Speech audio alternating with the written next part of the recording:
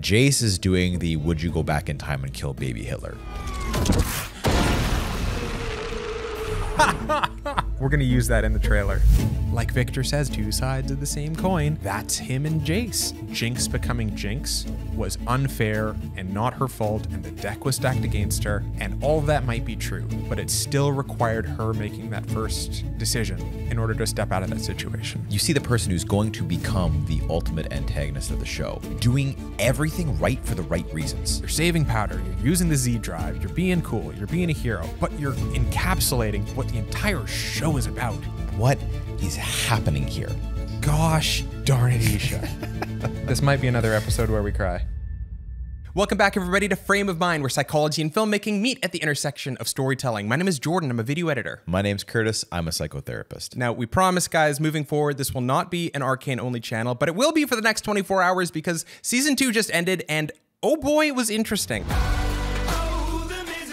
Super interesting. Now, before we get into it, we wanted to say a couple things. First, a little bit of housekeeping. In the event that you notice some things shifting and changing around in the exercise of transparency, this is our second time recording this episode. Yeah. I made a little whoopsie, and we lost the audio from almost all of our first recording session. Well, you know, hang on a second. You say you did a little whoopsie. I feel like it's more appropriate to say we ran into some technical issues learning how to utilize a new piece of gear. That's true. So if you notice that, if it's jarring at all, please forgive us. We're trying to make the best show possible for you. And part of that means coming in and recording another 3-4 hour session for you guys. But it's that much fun. But we enjoy it. And so hopefully this is not just good for you guys, but it's also enjoyable for us to tackle this a second time. Also, leave us a comment about any continuity errors that you notice, because I can think of 2 right now that are potentially going to show up. Yeah. Oh, cool. We should have prizes for if anybody can notice the specific pieces of continuity that are missing. Yeah. I loved Season 2, but I also had some qualms about it. Okay. I don't think I've had such a positive reaction to a show that I had such mixed emotions about. It's weird, isn't it? Yeah. I've never had an experience watching a series where the first season was like, oh, this is all really great. And then I start watching the second season and I'm like, oh, this sucks. But then it picks back up again. I was like, oh, this is great. Yeah. And then maybe even better than the first season. Yeah. Like the weird, we tripped out of the gate, but we recovered and it's fine. Yeah. It's almost like you fell and then you still managed to win the race. Which is so interesting. I've never had that experience watching something like, oh yeah, it's good. See, when you do that, though, that was exactly my experience. It's like episodes 1 and 2 is like, episode 3, yeah. Episodes 4, 5, 6, episode 7 was like, ho, ho, ho. And then episodes 8 and 9 were great. It's like, how did we do that? It's so weird that you had that experience. Because that was exactly the same thing for me of like, episodes 1 and 2. Yeah. I was like, this sucks. I'm having a heart. I was so worried. Yeah. The feeling that I had was exactly the same when we were watching the Avatar live action. I was like, don't tell me this is going to be the same thing. Yep. And then episode 3, it turns a corner and I'm like, oh, now I'm excited again. Yeah. And I can't stop watching this. And I remember texting you because it was like, I'm going to watch the next 3 episodes here. And Curtis, it only goes up to episode 6, 7, 8, and 9 are releasing next week. You can't watch episode 7 now. It's like, oh, crap. Yeah. I want to keep going. So we could get into a lot about where things turned a corner, what episodes we liked, what episodes we didn't. But maybe we should start out with, we made some predictions last episode. Yep. And some of them, oh boy, some of them came true. Oh, you're real happy with yourself, aren't you? I just want to say, you laughed at me. You laughed at me. Well, wait a minute, hang on a second. Editing Jordan, put a cut and see if I actually did laugh at him or not. Roll the tape. I think he might be the wizard that helped save Jayce at the very beginning with him and his mom. Goes back in time and then maybe we've seen that Ekko's. We've seen that Ekko's. I 1000% called Viktor being the mage that saved Jayce. Well, I thought it was so silly, but when you look back now at the way that, because I did a little bit of rewatching for season 2, they have done such a meticulous job of foreshadowing in almost every moment. Yes. Everything is foreshadowing. Everything puts something out there. So it totally makes sense now that would be the case and that Viktor would be the mage who saves Jayce in that moment. Yeah. It just okay, obviously it clicks something happening at the beginning point that ties to something at the ending point. There's always a connection between future and past going on. You called Caitlyn's authoritarian rise to power and let's do things by the books in the worst possible way. Yep. That actually, if I feel better about having that prediction than just like, oh, Caitlyn's mom's going to die. And it's like, well, that might have been maybe the most obvious thing anybody could say. But yes, exactly. It felt like the character that nobody likes that was like ready for... she wasn't that bad. She had a target on her forehead like from the very beginning. But it was like, it's the obvious narrative sacrifice to make to propel a character's storyline forward. Yeah. And it does feel like, you know, I guess when I was thinking about it, the idea that because Caitlyn is so by the book, the question is when you have somebody who's like, hey, here's this really good, valuable trait, it's super interesting to look at. So what does that look like when it goes a step too far? Yeah. Oh, that's a good point. Yeah. It's like, what can you do to kind of flesh out a character a little bit? Like take the thing that you know them for and push it a little bit too far. Yeah, exactly. And then that pushes them into a new dimension where they're not a bad guy, but oh boy, we have to look at you a little bit differently now. I think there's a reason that lots of villains come across as extremists. Yes. Because a lot of the time it is a particular value or trait pushed to the extreme that creates the villainous process. That's a good point. Like Singe, I want to save my daughter, but oh boy, I'm going to do everything, literally everything to get her back. And that comes at the expense of almost everybody in the world. Maybe one prediction that we were looking at that kind of hits differently now is like Jinx and Vi. Oh, yeah. And I believe it was something like they're going to kind of come back together, but something will always kind of keep them apart. Yeah. Which is true now, except in a way sadder way. Yeah. I think we did a pretty darn good job of predicting where things would go. Well, interesting. Did we do a good job predicting, or did the writers do a good job of setting things up in a way that feels like it has a logical conclusion? Right. Maybe a good way to put it would be, it doesn't feel like when you get to the end of season 2 that the writers ever betrayed your expectations. That's a good point. Everything, even if you couldn't predict or feel like you knew what was going to happen, the end feels like whether you felt happy about it, whether you felt sad about it, whether you felt angry about it, it all felt like that makes sense. Right. That character arc feels like it hits a logical and, whether happy or sad, satisfying narrative conclusion. Yeah, you're right. The writers didn't betray our expectations. However, I was a little bit surprised by how amazingly they created some really unique, awesome, symbolic pieces of the show, and also some things that they totally just, I felt like, missed really interesting, obvious opportunities. Okay. So like the very first episode, when they jump right back into the action, Jinx shoots the rocket, hits the council room explosion, and then season 2 starts just like, what are the results of that? This might as well be season 1, episode 10.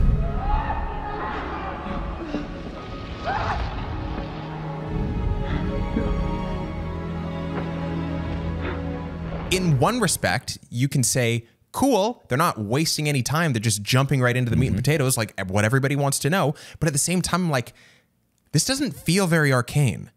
This doesn't feel like you mentioned not betraying expectations. This is the one of those moments where it kind of felt like you didn't make, like, this isn't wrong, but it kind of feels like this is a different decision than you've made previously. What feels more like it would kind of line up to me is if, let's say, for example, Jayce and Mel were having a conversation in the throne room. Maybe you throw back to like a week beforehand, or maybe earlier that day, where it's like, oh, hey, are things going well? Oh, we might be able to broker a deal with, Piltover and Zahn, and like maybe there's going to be peace, blah, blah, blah, blah. And this kind of conversation about like, oh, what are these expectations that hopefully we're going to have? And then match cut to the same framing, but the council room just in ruins. And now you have this thing about like, and now you have this opportunity where you're like, we have the results of Jinx's rocket explosion pretty early on, but you also have the ramifications of that decision kind of drilled back into your mind again. It's like, these were the stakes, and now this is what's been torn away. You know what? I do really like that idea. Yeah, and it's like, again, it's not like you failed because you didn't do that. It's like, that's one example of a really simple decision that you can add like 30 seconds to the runtime, and you can have immediately more impact to exactly the same timeline. Yeah, it feels like it's not the betrayal of expectations is more like a stylistic betrayal of expectations. Yeah. Like you've done something a certain way for the longest time, then all of a sudden you just kind of pivot the approach that you take to things, and it feels like, oh, okay, this is different. And I think maybe honestly, that might be the piece in episodes 1 and 2 that feels like it's the biggest challenge. Yeah, I agree. Is it feels like it's this whole stylistic shift that feels like this is not really the same show that I was watching. And then in episode 3, it then begins to say, oh no, we're kind of coming back to the style gets regained in a way. We catch a groove again. Exactly. Yeah, it's kind of strange because even in season 1, every single first episode usually has a vignette that goes back in time. Yeah. So like episode 1, you have the bridge. Episode 2, you have Jayce and his mother being saved by the mage. And it's always this like, we're going to start with like what happened way earlier on. And then after the Imagine Dragons music video. Interesting. And then we jump back into, okay, with that context, we're going to move forward. So that's like the flow and the beat that we're used to seeing. Yeah. And then you get this and it's like, it feels like a song switching time signatures on you. Like, yeah. Oh, I'm used to like 1, 2, 3, 4, 1, 2, 3, 4, 1, 2, 3, 4, 1, 2, 3, 1, 2, 3, 1, 2. Like, what happened? Yeah. Which is interesting because even when they're doing this, they're still like including some really cool pieces, like the shine around Mel. It's like, yeah, there's foreshadowing for what's going to happen. That's important. And it's cool. And it's like, that's a great tie-in piece. But then it's like, how are you delivering that? And now that I'm thinking about it, it's like, it's not a bad episode. It just goes back to our expectations have been set very high. Yeah. Because season 1 was just so good. Yeah. And so now when there's things that it's like, oh, that could have been better, it's so much more noticeable. And it was, I think, the other thing that felt off was like the pacing. Yes. I don't think you're the only person on the internet right now who's talked about Arcane's strange pacing. Yeah. To me, I didn't feel like it was the pacing as much, so much as I didn't believe quite as many of the character relationships in the first part of the season. And so those slow moments that you would focus on those character moments felt off, and so you noticed that it felt slow. Yeah, I think that's the other thing that I had really noticed was this, like, I'd framed it like character development feels like it comes out of nowhere. The episodes 3 onwards, all that character development stuff for all characters, significantly improves. Right, I'd agree. It's just in those first 2 episodes where it feels like what is happening here? Yeah. And I think if I was going to pinpoint it to anything, one of the major culprits to me that feels like it's responsible for that feeling is the dialogue. I think there's a couple of places where it plays out, but the most obvious, I find, is in the dialogue between Vi and Caitlin. In these first 2 episodes, I almost get the feeling like they're talking at each other with plot points. Yeah. It's more like their interaction is designed to communicate something to us, and they're both almost kind of talking past each other to us. Yeah. I think the 2 most prominent points where that stood out to me were it's in the transition between topics. Yes. So when they're talking about how could they have done this, and then Vi switches to, you need to find a way to call off the invasion. A memorial? What kind of animals? They wanted the spectacle, all right? They're trying to scare you. All they did is piss me off. You need to find a way to call off the invasion. What? Oh, like what a drastic shift. Yeah. It's like when we look at why a dialogue choice like that doesn't feel like it works is because it doesn't feel to me like Vi has any transitional emotion. It's like she's kind of, it's almost like a run-on sentence in a way where you change the topic halfway through the sentence, where it's like, listen, this was just a spectacle. They just want to do this. All they want to do is piss you off. You need to find a way to call off the invasion. It's like, whoa, like all of a sudden we're going here. Whereas I think maybe a way that you can kind of shift that, if you wanted to keep the same points in the conversation, would have been something like, all they've managed to do is piss me off. And then you give it a beat. And then you have Vi like step back, take a breath, like maybe do like a, hey, you need to find a way to call off the invasion. Yeah. But Just having a moment to take it in as a character. And something to allow the emotion to shift to match the nature of what you're talking about. Which, when you talk about having a moment, giving it a beat, maybe that's the core of when you talk about pacing. It's not like this slow scene felt really slow. It's like the tempo was off. It's not it being fast or it's not being slow. It's like somebody with a jerky golf swing. Yeah. Like, what's the name of that basketball commentator? Oh, Charles Barkley. Yeah, like it's almost like Charles Barkley's golf swing before he got good was like, some golfers have a fast swing, some golfers have a slow swing. Charles Barkley has a fast, slow swing. And it doesn't work. And it's not because it's fast or slow, it's because the tempo is all over the place. Yep. That makes way more sense. That it's not like this is going too fast or too slow. It's like your drummer is going between the 4/4 and 3/4. Yeah. And just like and everybody in the band's like, what do you do? Yeah. But there are these like small fixes where you just like, if you just add in one more piece, now you get that 3/4 back to 4/4. Now everything kind of feels like it's streamlined. Yeah. The other one is this moment right here. None of this is on our terms. Maybe you should change that. Well, I don't know how, okay? She dies and leaves this giant hole, and I'm just supposed to fill it. Like she was never there to begin with. That was one, again, that felt like it makes sense where she's going with that. Yeah. Like, I don't know how. What do you mean you don't know how? I'm so new to this and being in charge, and I feel like my mom was here. Maybe I could get some support and I can get some mentorship. But it just like, it feels like it does a Grand Canyon leap between those 2 points of like, and again, it's that run sentence. I don't know how. It's like she just left a giant hole here. It's like, whoa, what happened? You need a moment. Yeah, and weirdly, again, it's something that you don't even need to add more dialogue. It's just like, if we had more moment to just let her take that in, it's like, that does feel like it works better. Yep. Like if there was that pause for an emotion, again, like you said, you don't add any more dialogue in, but you just add in like a, maybe even emphasize more of that. I don't know how. Like she's yelling at Vi. I don't know how. And it has like a, whoa, like, where is this coming from? They both take a beat. Caitlyn's looking down at the ground. It's just like,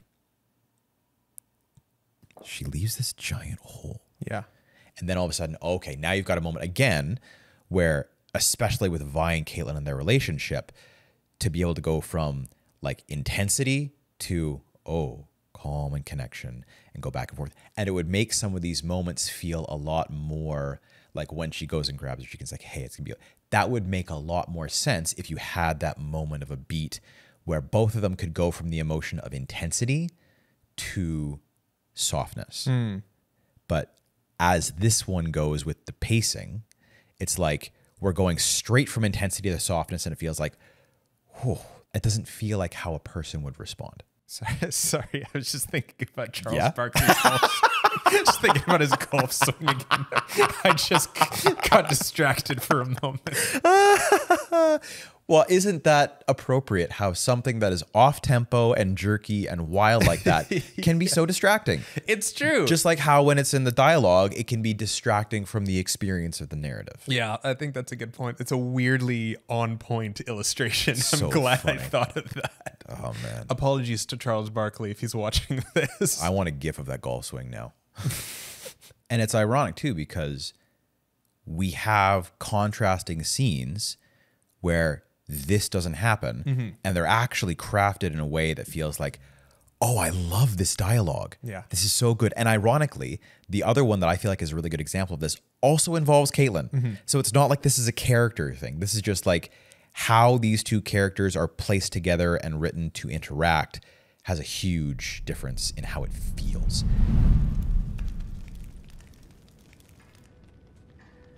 You're right.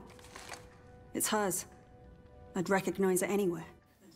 Even that framing to me is like, when you talk about what feels like Arcane, it's like, oh, framing it that way is like, that's Arcane. Yeah. Where it's like, here's a really interesting visual where if you spend a little bit more time looking at it, it's like, oh, it has so much depth to it. And even just this frame we've landed on, what's it look? The eye Yep. that she's going to lose at the end of the season. Or the other one, right? Like that framing, it's not lined up with Caitlyn's, it's not a direct mirror image. Yeah. Caitlyn is slightly offset. Yeah. So that it's Jinx's left eye and her left eye. Yes. Which has this mirroring effect of, oh, how much are these characters actually reflections of each other the same? How much can you attest? But then you also look at the way that her hair falls over top of Caitlyn's other eye. And it's like, that's the one that later on, like, goodbye. And it's like, it's not even the first time that they're gonna foreshadow that. Like the biggest one that they have is when Jinx and Smeech are in the alley. Yes. And he has the pointer directly at Jinx's left eye. Yeah. And it's like, I think I won't steer out those peepers. Draw back you long-range types. Yeah. Really good foreshadowing with the eyes and with a whole bunch of... Their symbolism is on point. yeah, exactly. Which is like, oh, this now feels like it. I'm getting the characters having dialogue and interaction, but there's another channel that I can be paying attention to at the same time where it's going to be a little bit more intuitive. Like, oh, I know something's happening, but I have to slow down and figure it out. Right. So this is kind of one of those signals to me that felt like, ah, we're back. Right. That piece too about like opening with the fireplace. The establishing shot. The establishing shot, which then comes around full circle to when Mbessa's poking it with the stick. Exactly. Sort of like, yeah, we're going to stoke the flames of violence by like provoking the Undercity. Absolutely. Everything that the camera focuses on is important. And it's like, we're back now to actually, when you have a shot, like, why is it on the fireplace? It means something. Pay attention because this is important. Yeah, so let's it play feels it out. right. It feels Exactly. like everything's back. That first sentence between the two of them, it's exemplary to me of how the dialogue has shifted in this scene. Yeah. I suppose I don't need to advise you on the hazards of professional entanglements. Nor is that the advice you rushed here to provide. Which is like, and that feels like such a natural point of dialogue and a way to respond to somebody about that. It double dips with the fact that like it tells you exactly how Caitlyn feels about that topic while also saying, let's move on, please. Yeah. And you're saying two things with one line. Yep. And it's like, it's indicative of Caitlyn's character. It's like, no, we're going down to business. We're going to get this. We're going to be task oriented. We're going to achieve this goal. Yeah. And it's like, and it does it in the way, but it also does it in a way that's very much her character, which is not to like make a big deal out of things or to have this super flashy show or to be like super witty and rhetorical and jokey. And it's like, yeah, it's like, that's not what you came to talk to me about, is it? So like, let's get down to it. I know it's tiring, but you will never rest knowing that she's out there. There's so much about that is amazing because the first watch through that I had of that was like, oh, this is clearly Mbessa being manipulative. Yes. Because it's kind of symbolized by her stoking the flames. Yes, the flames of war and violence, but also I imagine kind of the flames in Caitlyn that she is trying to poke out. It's like, yeah. So when I had that the first time I read it as like, well, maybe you have the ability to do what I can't, but decision is up to you, Commander. You get to decide, of like that kind of feigned choice. Yes. Calling back to Viktor, choice is an illusion. Yeah. But like that idea of presenting a false choice when you've already pushed emotionally in this direction to like Machiavellian ways manipulate people. And it's still true even after the first watch through, but the second time around when you know the whole thing, it's cool because as soon as she sits down at the fireplace, she's talking to Caitlyn, but she's not talking to Caitlyn. Yeah. She is, every single thing that she is saying is actually about herself. She's like, I'm tired of fighting, but I can't rest knowing that the person who killed my son is out there. And so I can't forgive and trust that tomorrow will be better unless I do something about it. Like the end. And so you've got this multi-layered thing where it's like, yes, she might be trying to provoke Caitlyn, but she's also having this moment of authenticity. And it's like that layered depth and intricacy in the interactions that they're having. It's like, oh, and maybe it's unfair to hold people to the standard that every single time two characters interact, you should be having that happen.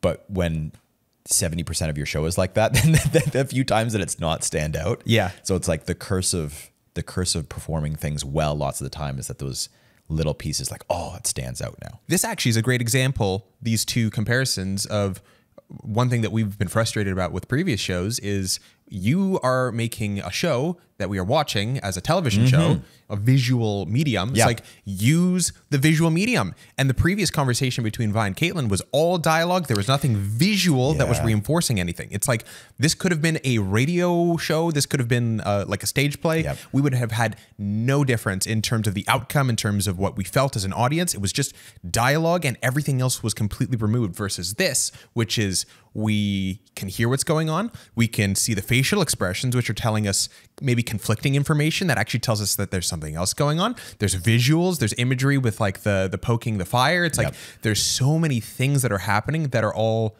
simultaneously converging and pointing you towards a cohesive central idea, and also telling you that, oh, there's also more things underneath the surface. And it's that efficient storytelling by using the visuals and the audio and the dialogue to all bring everything together. And that's what feels like it's so much. I think that this scene is so much better in so many ways, but that's one element that was clearly missing in the other one. Exactly.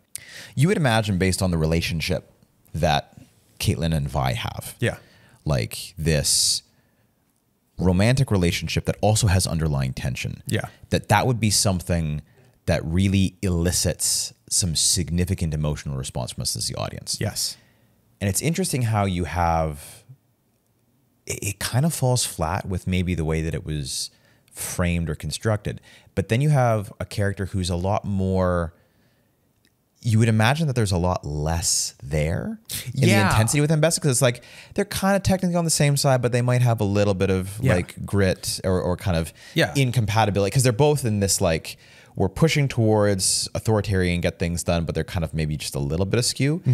But there's a level of depth and complexity to their relationship that feels like it brings something super interesting out. It's unexpectedly one of the best pairings in the season.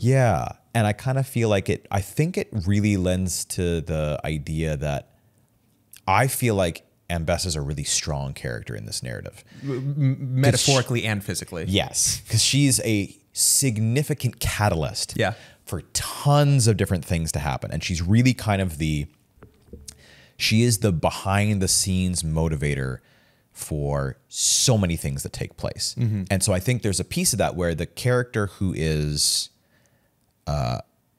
responsible for the most narrative and plot shifts maybe has a little bit of an advantage, because if you put the catalyst in a conversation with any other character, it's going to be interesting. And so I think having Ambessa carry a lot of the plot motivation with her character lends her to being interesting with pretty much everybody that she interacts with. I agree, 100%. If we're going to be nitpicky, let's be nitpicky. And we're going to come down to one of the things that I feel like, I'm going to call it what I think is the biggest egregious flaw or problem. Which is good for them, because there's not very many of them in this. Again, take everything with a grain of salt. It's like, it kind of sucks where it's like, you scored 95 out of 100. And How dare you? We're going to focus on that 5% right now of the things that got missed. You got an A+, but it's worthwhile, because otherwise we just spend the whole time. There's tons of time to talk about the positive stuff. Exactly. I think the most aggravating scene for me is the end of episode 1, where she goes down to the basement meeting room.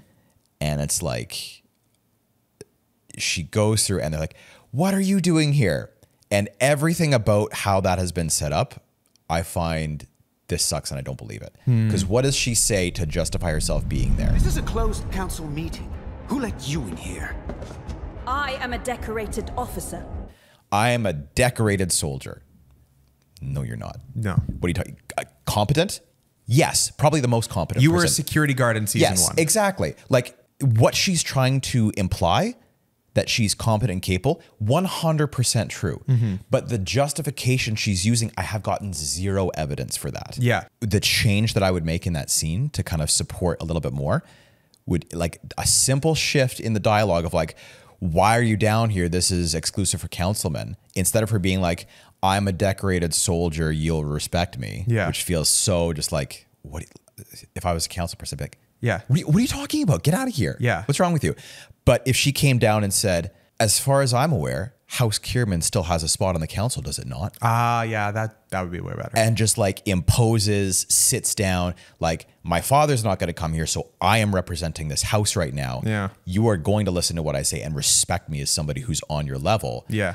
By name. Yeah. That feels way more justified to me. Yeah, I could buy it. Versus like, you're right. She has done tons of super important good stuff, but it's all been like essentially outside of the bounds of the enforcers. Yeah. You were doing stuff for the airship. You stepped out of line for investigation. So you got demoted to security guard. You stepped out of line after doing that. And then you broke Vi out of jail and stepped out of line. Like no decoration. So and not only that, it's kind of weird where it's assuming that the council members had the same omniscient perspective that we as an audience had. Because from the council's perspective, you've done everything wrong. Yeah. But from our perspective, you're like the most incredible person ever. Yeah. But it's assuming our perspective onto the council members, and there's that disconnect. Exactly. And then when she brings in, like, I'm going to bring in an elite task force. Yeah. And who are the people that they bring in, right? It's like these Kif. Yeah. From Futurama. It's these characters that they're like, these characters that they've brought in that they've been priming us for. But the thing that I found like, no, I don't believe that, is they undercut themselves and then they stab themselves in the back in a way where they say, it's like, we're supposed to believe this is an elite task force. But when you bring Maddie in, how does Maddie introduce herself to Vi? Junior Officer Nolan. Maddie. You're That's Junior so true. Officer Maddie going to an elite task force? Yeah. And then afterwards, when Vi and Caitlin are talking in the tunnel before they go after Jinx, it's like, we should leave the others behind. Why? Jinx is going to smell the nerves on them. So you're telling me that the elite task force members, Jinx is going to be able to tell that they're terrified and shaking in their boots. So it's like, none of that tracks and kind of comes together. Yeah. But I think that you could have fixed that. Yeah. Because ironically, involved in that is still one of the characters that I actually really, really liked, which is Loris. Yeah. And he was a sleeper. He was literally. Sorry, I didn't even mean for that to happen. He's a sleeper build. There's a moment, a fraction of a moment, which I think is so important to look at. I have to ask. Is it all true? You went after Silco alone when the council wouldn't back you. Took on his whole gang. That fraction of a second, what does that tell you about Loris? He's not who you think he is on the surface. Exactly.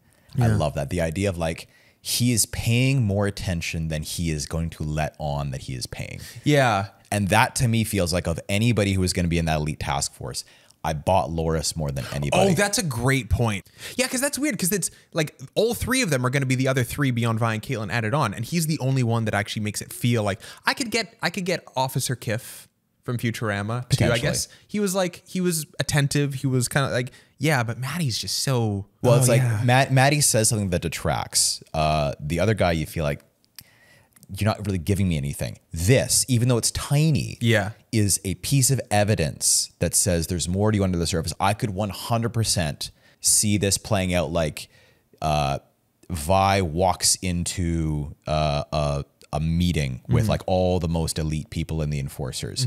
And then like Loris comes stumbling in behind her and like is starting to button up his jacket. And Caitlin's like, oh, so good to see you, 4-star General Loris. And he's like, yeah, let's kind of get this. Like, you could 100% set up his character that way. Yeah. And so they've done, like, it's such a tiny thing, but they've done the legwork that lends you to believing things about this character in the future. Yeah. You don't know what, but just the fact that he does that opens it up to, I'm now willing to believe that Loris is more than he presents himself to be. And so you could have done the same thing for Maddie, I think, where like if you just change the framing a little bit in the dialogue with Vi, where she's like, instead of her saying like, hi, Junior Officer Nolan, if she had been like, Captain Nolan, Maddie, and then Vi looks at her, is like, a little young to be a captain, huh? And then if she had said something like, you have to know your way around the system or whatever, that makes you also think that she's maybe a little bit more politically savvy, contributes to the betrayal later. She's conniving. She can,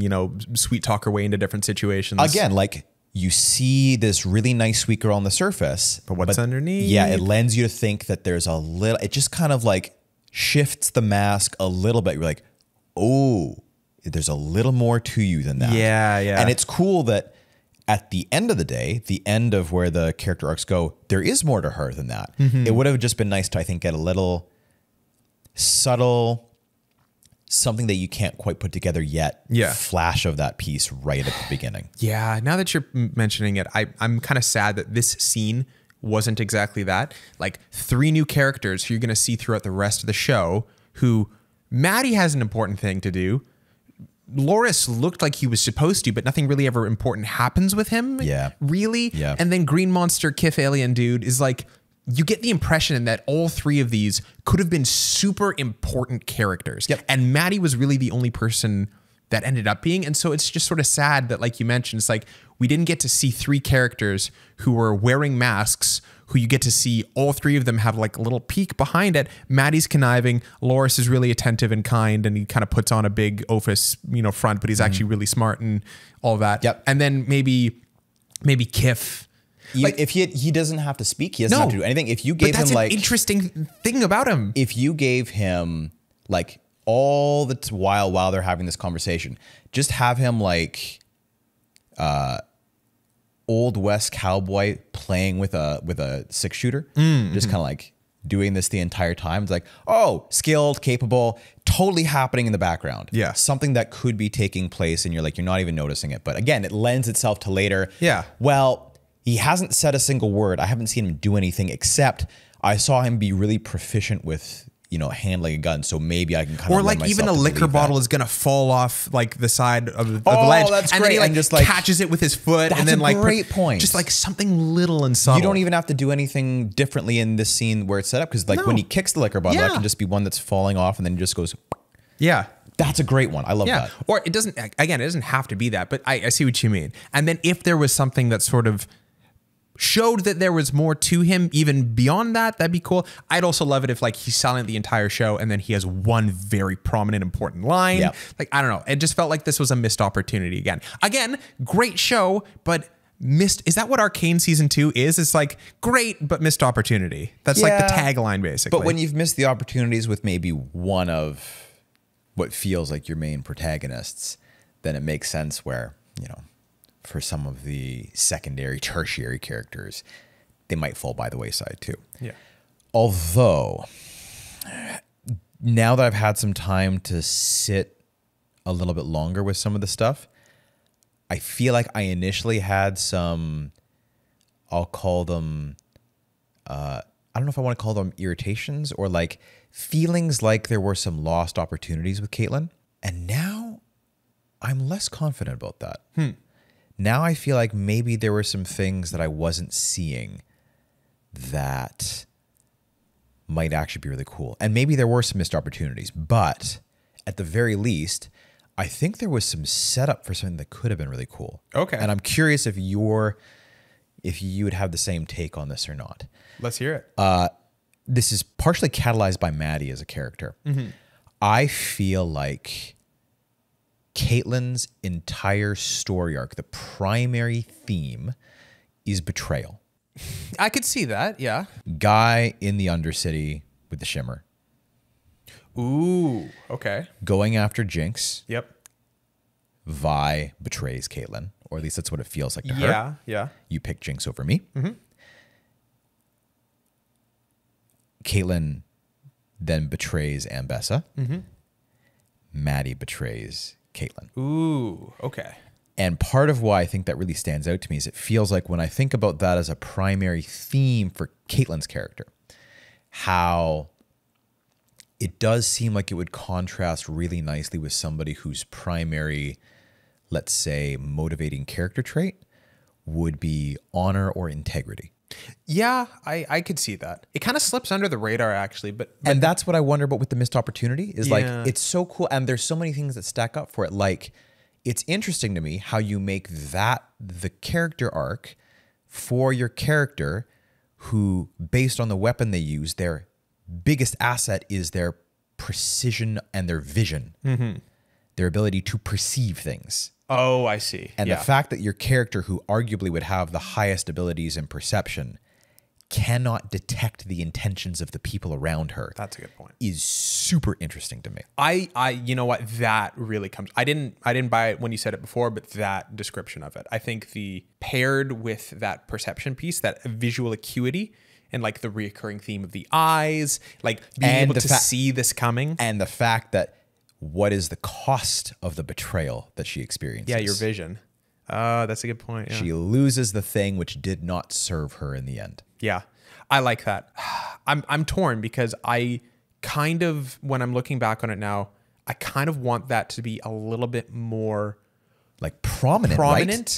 But the vision piece was prominent. That was perfectly done. But I don't know about the betrayal piece, how they could have done that any differently without betraying the idea that this betrayal is going to happen, because you want that to be a secret so that we can experience that too. Yeah, I feel like they could have done this in a way like they do with lots of these other characters, which is you put it forward and it makes sense in retrospect. Yes. But it's something that kind of slides beneath the surface. Yeah.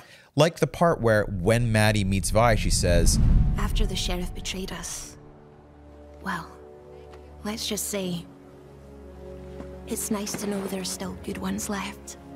That's a great lead-in piece. Yeah. And it does fly really under the surface.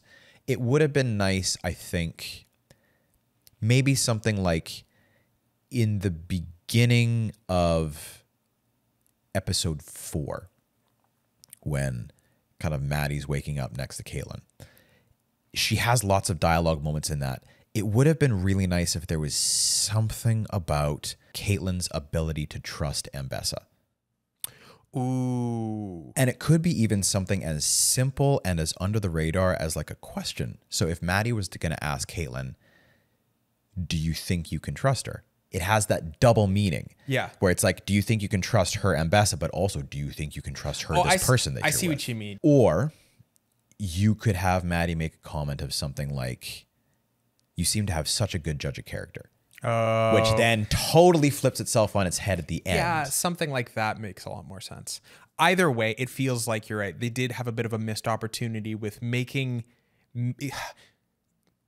the audience a little bit more of a reason to see that coming while still making it something that catches you off guard. Exactly. Because when you look back on it, you want to be able to say, oh, I missed all of these signs along the way. Yeah. You want to be able to feed that theme to your audience in a way that they hear it, they got it, but they didn't see it coming still. It feels way more satisfying when narratively you look backwards and you're like, oh, I missed that, but all the puzzle pieces were right there out in the open. Yeah. Rather than looking back and being like, I completely missed that. Yeah. And there were no puzzle pieces for me to pick up and put together. Yeah, it's kind of giving me the image of like a magic trick. Like a magician does everything in front of you. Yeah. There's trickery, there's deception involved, and Yeah. you're surprised by the outcome of things. And you really could have seen it coming. Yeah. It's just the misdirection is so advanced that you're never looking in the places that you should have, even though all the things are happening right in front of you. Totally. Which is like, usually I'm somebody who's like telling the way that I'm experiencing a lot of the narratives that we've talked about. I feel like I'm always saying like more subtlety, more subtlety, more subtlety. And I guess there is a point at which you'd be like, well, I guess you can have too much subtlety or you can not give people enough information. There is a limit to how much that can go. But strange then how the one that you're saying that about is maybe what we would say one of the greatest series that we've watched. Yeah. So absolutely. like in order to be one of the people who you're like, less subtlety, please, you have to already be one of the best. You have to be operating at a pretty high level for me to be like, whoa, that was a little bit too subtle. Yeah, exactly. So take it with a grain of salt. Maybe that's a compliment, backhanded compliment at the end of the day. That's a fun way to look at it, yeah. When Caitlin and Ambessa are talking, it's interesting how this conversation is also episode 4 and how your example of a really good conversation happens at the beginning of the act where we feel like things really start to take a turn for the better. That's a good point. So I think all your comments about like Ambessa's and Caitlin's relationship dynamic, those are really poignant. I also wonder how much of it is whatever happened behind the scenes that made Act 1 fall apart. Act 2 is where things really started to pick up.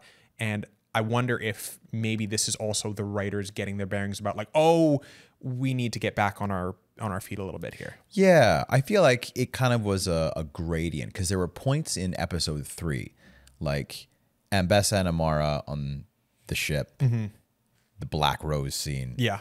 the introduction of that character, to me, Like I thought, oh, that's a super intriguing scene. It caught my attention. It was like pulling me in. Here's something new and different.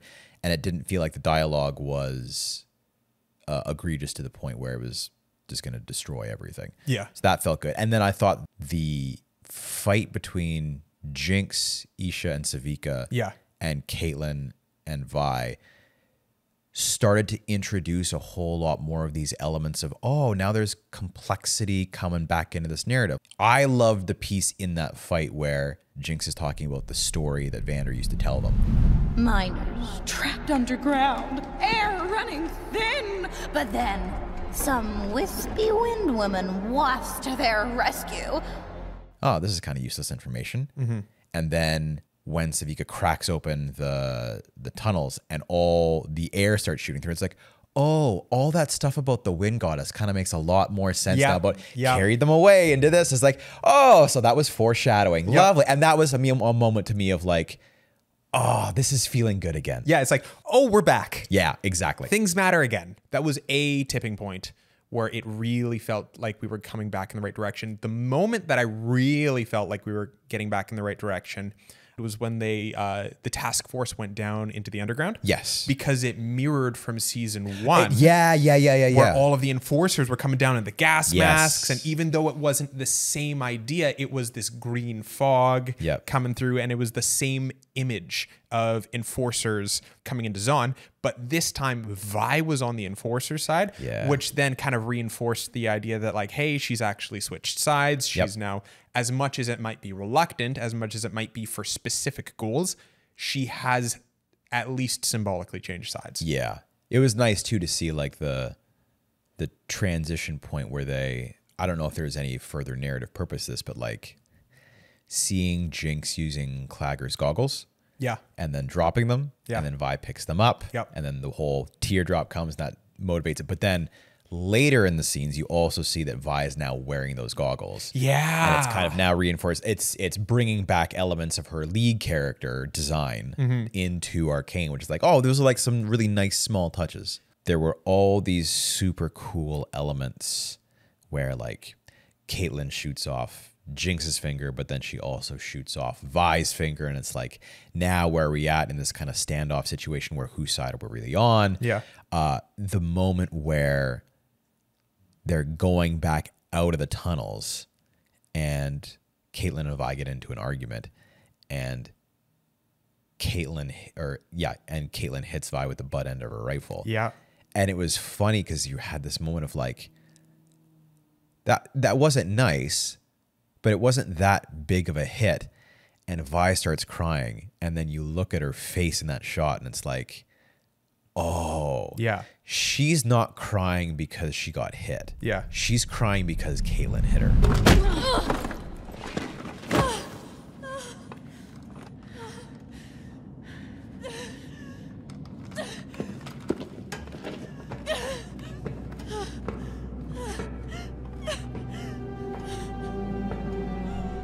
And that's a humongous difference. Yeah, that's a good point. But it's also huge because it makes it even more of a direct parallel to Vi hitting Powder in season 1, episode 3.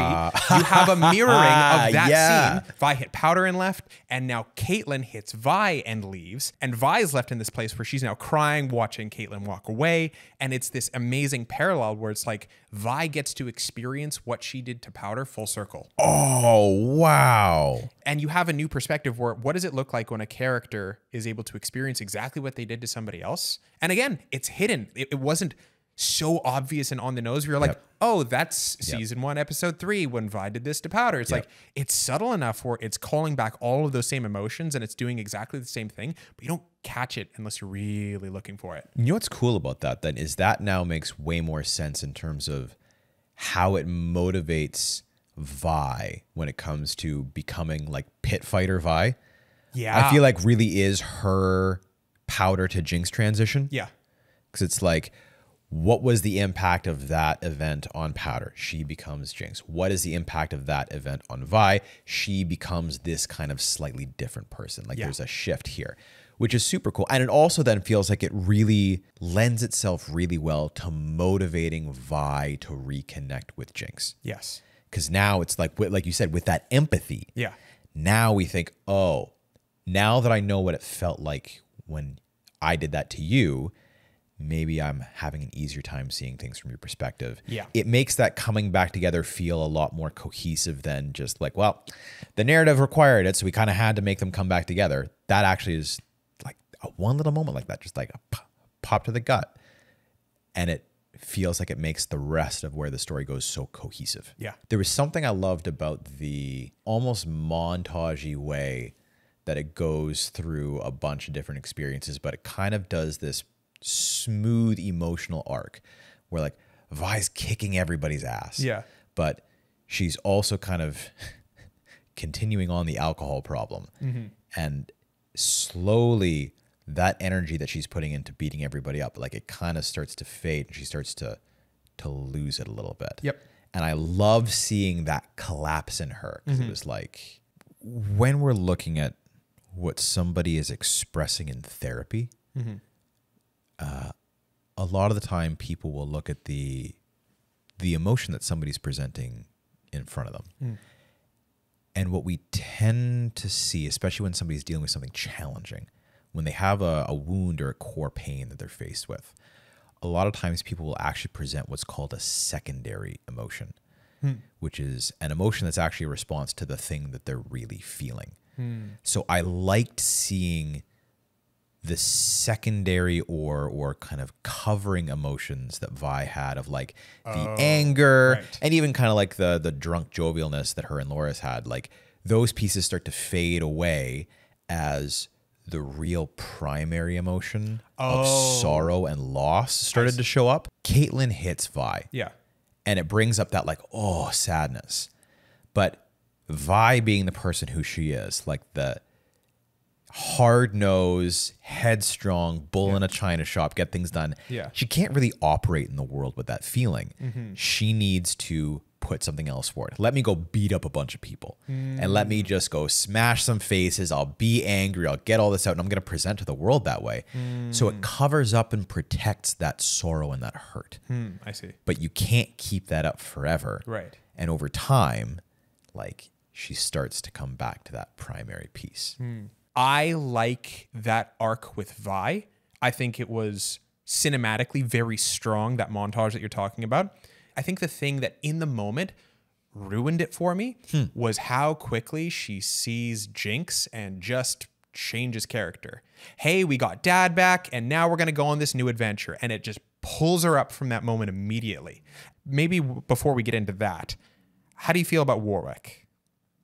I like Warwick. I'm on the fence. Really? Do you just like season 2 more than I do, even though I was gushing about it before? I think so. Okay. I feel like here's part of why I think I really like Warwick. There was something in, I think it was the scene where Singed has him hanging up and you kind of see his full silhouette for the first time. Yeah. I don't know why. And people can call BS on me if they want to on this, doesn't matter. But there was something in that scene where I looked at that silhouette and I was like,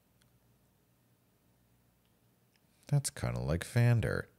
And so I had that piece in me of like, I feel like this is happening. Yeah. I feel like this is a thing. I feel like Vander is somehow connected to Warwick and there's something going on in there. Yeah. And so kind of carrying that through to the end, I was like, okay, that makes one more sense. So for me, it was quite satisfying to have that like, oh yeah, here it is. To be fair, I did love the fact how in season 1, Vander turned into a monster. Yes. And in season 2, Vander turned into a monster. A little foreshadowing. It's like, that was really well done.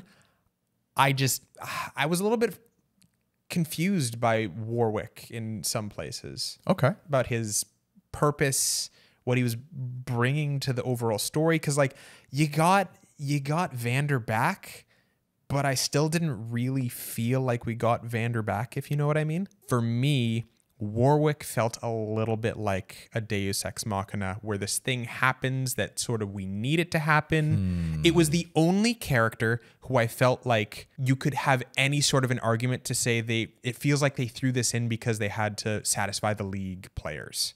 Because here's the thing for me. There was a lot of things about Warwick that I didn't quite catch. First of all, why did it have to be Vander that made Warwick? Because Singe talked about like his spirit of like never wanting to die and blah, blah, blah, blah, blah. That kind of goes against like Vander's willingness to give himself up. You know what I mean? I get that he's a strong fighter, but it's like he was willing to die. That indomitable, you know, spirit that won't die. That didn't seem like it was present in Vander, willing to give himself up for his kids.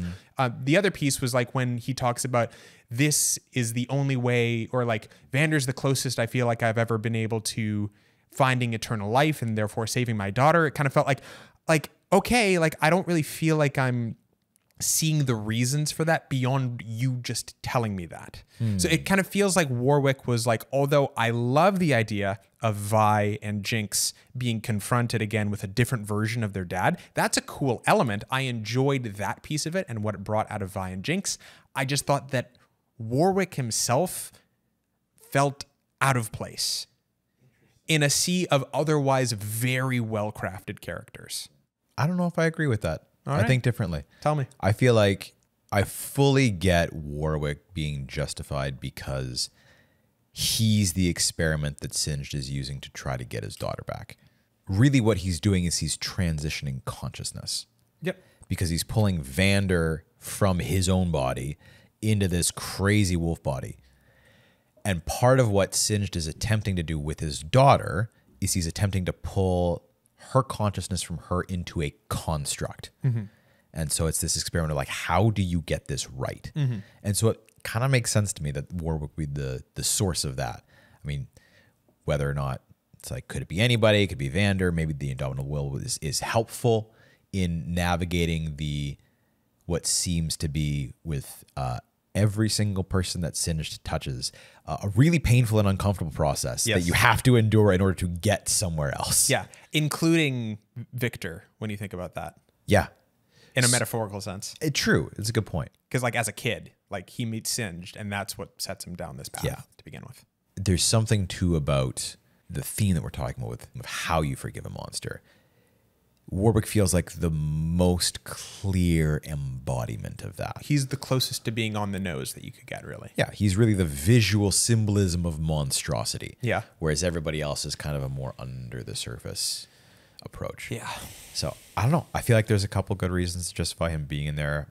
The trouble for me is that I like so much of the potential of what Warwick had to offer as a character. Like the idea that your perfect, amazing, wonderful dad is actually a monster and you need to be able to see the good within him, and you see glimpses of that. And so in season 1, you saw him as like basically perfect with like this moment of being a monster. And now you're seeing him as like all monster with like moments of like, oh, the Vander is still in there. So like there's wonderful elements of symbolism that are apparent throughout the show. And like, but I was... Well, and their whole journey, right, is like, what is the adventure that Vi and Jinx and Isha are doing in this process? What are they trying to get people's help with?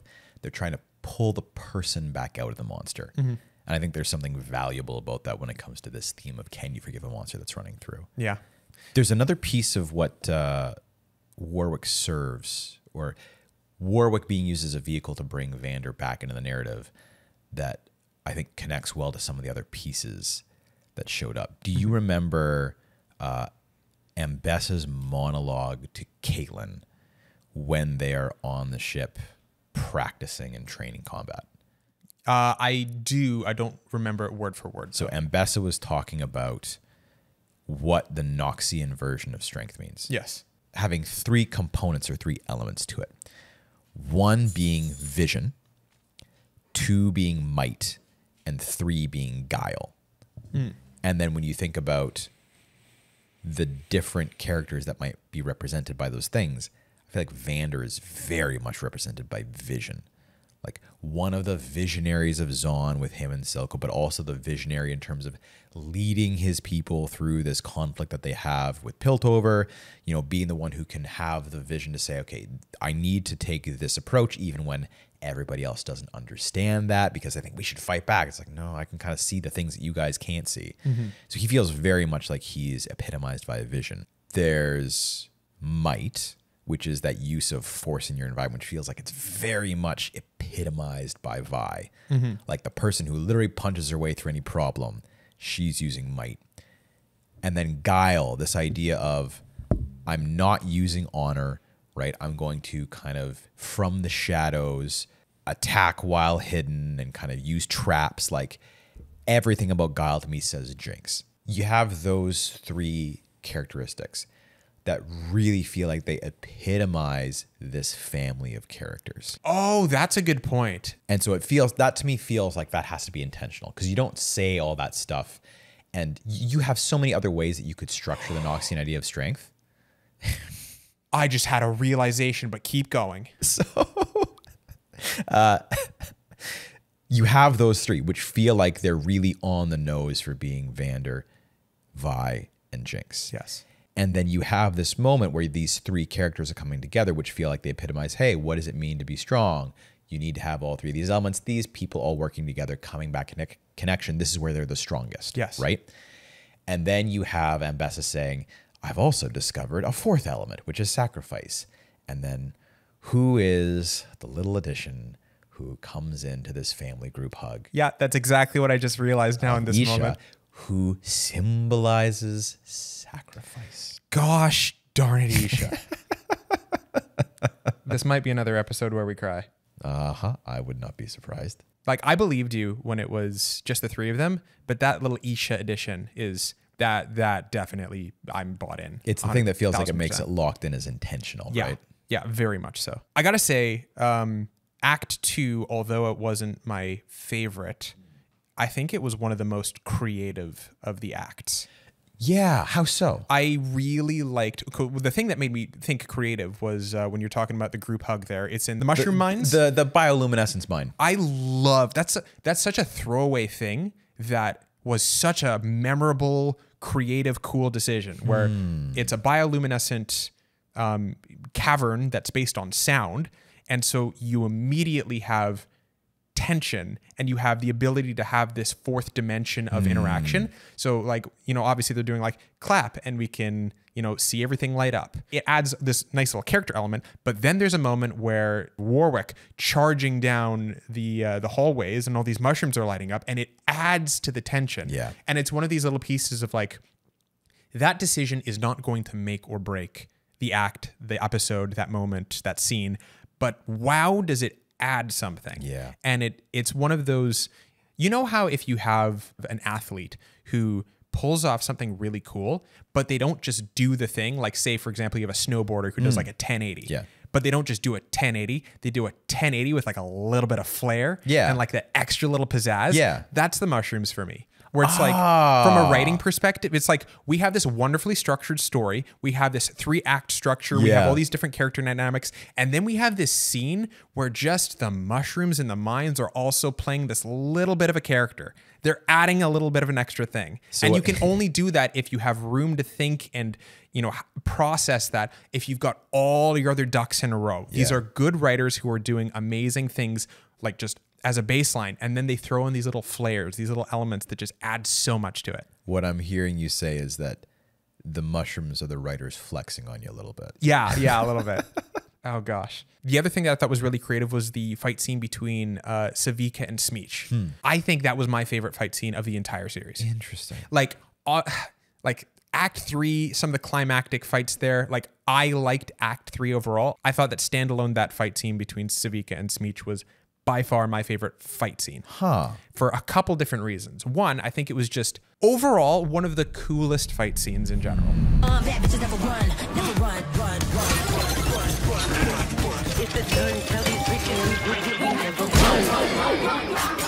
The build up, I thought that you gave Savika a cool moment. Yep. I thought that you had, but I think beyond all of that, I think it was a really important character turning moment for Jinx.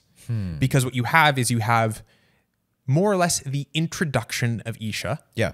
You have Jinx doing something nice for somebody else. And you also have the first opportunity where Jinx is actually succeeding at helping. Yeah, that's a good point. Oh, shoot. It's going to make me emotional again. In season 1, episode 3, when Vi leaves Powder, that whole buildup was just because Powder just wanted to help. Yeah. That's all she wanted to do. Yeah. I only wanted to help. I only wanted to help. I only wanted to help my own. I told you to stay away. Please. I told you to stay away! No. And then she gets an opportunity to do this. And this is the first moment where we see this theme of what we're going to see later about Powder is that, like, you actually have the opportunity for good. We're going to see Viktor say to her, like, call her by name Powder, not Jinx. Like, you can use this for good. We see the alternate dimension where Ekko goes to meet alternate Powder, where she's actually doing good. It's like this is the first glimmer of what we're going to be seeing as the possibility of what Jinx and Powder could actually be. Not in this theoretical world, multiverse, other thing, but here, now. This Powder, this Jinx can be different. There's always that little potentiality inside for something good. That thing that became so negative for her. Like, I just want to help. Every time I try to, things go badly. It's a disaster. Things go wrong. I start making the wrong decisions. But it's still there to be able to access. No matter how far you've gone. There's always something you can pull out, and that value, that trait, that good desire, even if it spirals out of control negatively, it's like people will often judge themselves based on the negativity of their actions. And they'll say, that's just who I am. This is me at my core. I can't do anything. I'm wrong. I can't help.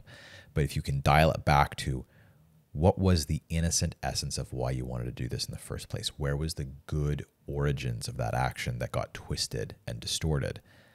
You can always come back and reset. And maybe that's the piece when you're talking about, like we're talking about the monster being forgiven when it comes to somebody like Warwick. But in this moment when you're talking about it, it sounds to me like Jinx finally being able to help is like there is something redemptive within the monster. She hasn't lost her humanity entirely. Yeah, and what's cool about it is that you didn't have to do anything different. That arm was 1000% Jinx in a nutshell. Yeah. Like, you weren't changing the core of who you were. You were just changing what you were doing with it.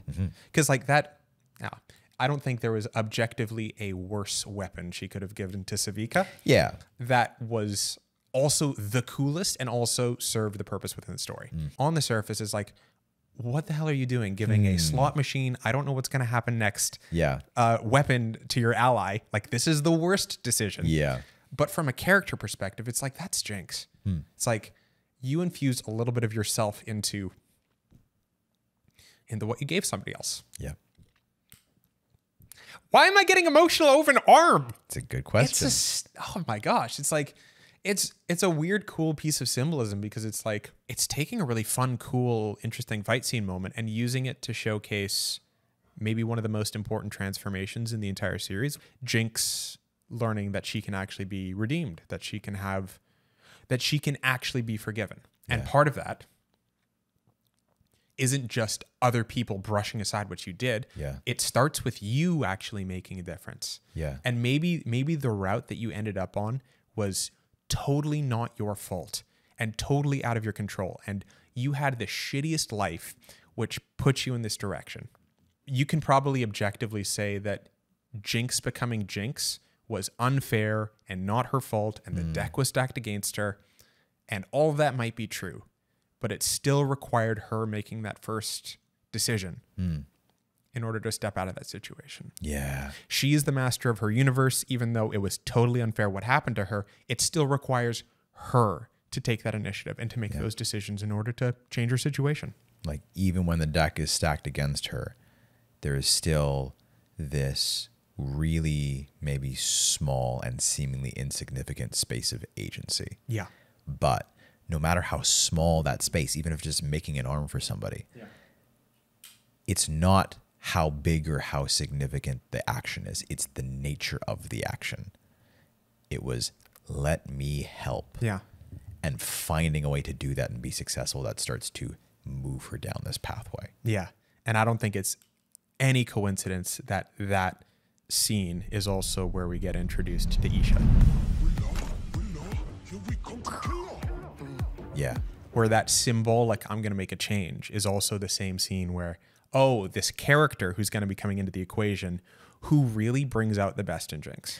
Yeah. I didn't even realize it, but as we're talking about this, I realized there's more than one instance of Isha symbolizing sacrifice. Oh, let's hear it. So there's obviously the one with Warwick at the end of episode 6. Yeah, that's the obvious one. But then there's also one in episode 3 where she jumps on Jinx to protect her from Caitlyn. Oh, right. Where it's like there's still that intention of I'm going to make sure that you don't get hurt. I'm going to protect you. Me first. Yeah. If somebody's going to go. Wow. Yeah, that was a bit of foreshadowing that, like, again, it's on the notes. It's obvious now that you pointed out, but it's like, yeah, we foresaw the sacrifice coming later on. And it's cool how they also frame Isha for Jinx in that sister role. Yeah. Because there's something about, weirdly, I think, in the same way that Vi being betrayed by Caitlyn creates this empathy for Jinx, I wonder how much Jinx needing to be an older sister for Isha creates some empathy for Vi. Well, that's the beautiful thing about the way this is written, is that Vi and Jinx both get to walk a mile in each other's shoes. Yeah. Like, they get to see everything from the other person's perspective. That's a great point. And not just in like I see things a little bit your way now. It's like, oh, I felt it. Like, I've felt betrayal. Yeah. I've felt what it's like to be an older sister and to lose my younger sister. Yeah. That's so much more powerful than like, oh, I've come to cognitively see things from your perspective. It's like, no, I've felt what it's like to be you for a day. And you wonder how much that empathy is maybe in the theme of the show, part of what is necessary to have the ability to forgive the monster. Yeah, it comes back to that central question. That's the antidote. That's the antidote. Yeah. Yeah. You're never going to do it if you're not in that position where you understand where they're coming from, why they do what they do, why they feel what they feel. When you have that experience, now maybe all their actions going forward make sense. Yeah. I had a bit of an interesting arc in terms of the way that I felt about Isha, all the way from watching the series fresh to now talking about it again. Originally, when I watched season 2, I felt a little bit shortchanged by Isha. Like I felt like there was this cool character who was introduced and you took her away too quickly. Oh. But then and so I felt like, oh, there was so much more that you could do with her. But now when I look back on it, the fact that she's the 4th member of Noxian strength within this family, and even just moments like when she joined that group hug with Warwick and Jinx and Vi, it was like, that's a cute moment, but I'm just like, but what are they doing here? Like, she's not actually a member of this family. I kind of get what they're trying to do, but it's like, and so I felt like they didn't bring that to fruition, but they actually did, looking back on it, because she's the sacrifice. That's the version of Noxian strength that they're talking about. I also felt like I didn't think it was the right time for Isha to go so quickly, and I felt like the sacrifice came out of nowhere. Like, what are you doing? Like, this makes no sense for your character to sacrifice yourself in a situation where I felt like there might have been other options. But then when I look back on it through the lens of Isha might not be so much a character in and of herself, so much as she might be all of the good within Jinx culminated into a single character. Yeah. It's like she's Jinx's good shadow in a sense. It's like Powder's reincarnation. Oh, that's a good way to put it. Isha's interesting because I noticed that she doesn't really do much that she doesn't see Jinx do first. She's sort of this little copycat in a good way. Yeah. When there's martial law and she sort of, stimulates this uprising by pretending to be Jinx and in the cloak and everything, is like she saw at least the idea of Jinx doing that first. Like, she's not doing that from herself. She's copying what she thinks Jinx is. All their little interactions together. It's like you get this idea like she's looking up to her big sister, and then that's what's motivating her actions. And even when you think about blowing yourself up, like who does that in the show more than Jinx? Yeah. Like, that's Jinx's thing. You get the impression she understands this is who Jinx is. Yeah. Like, she is embodying all of the good parts of Jinx.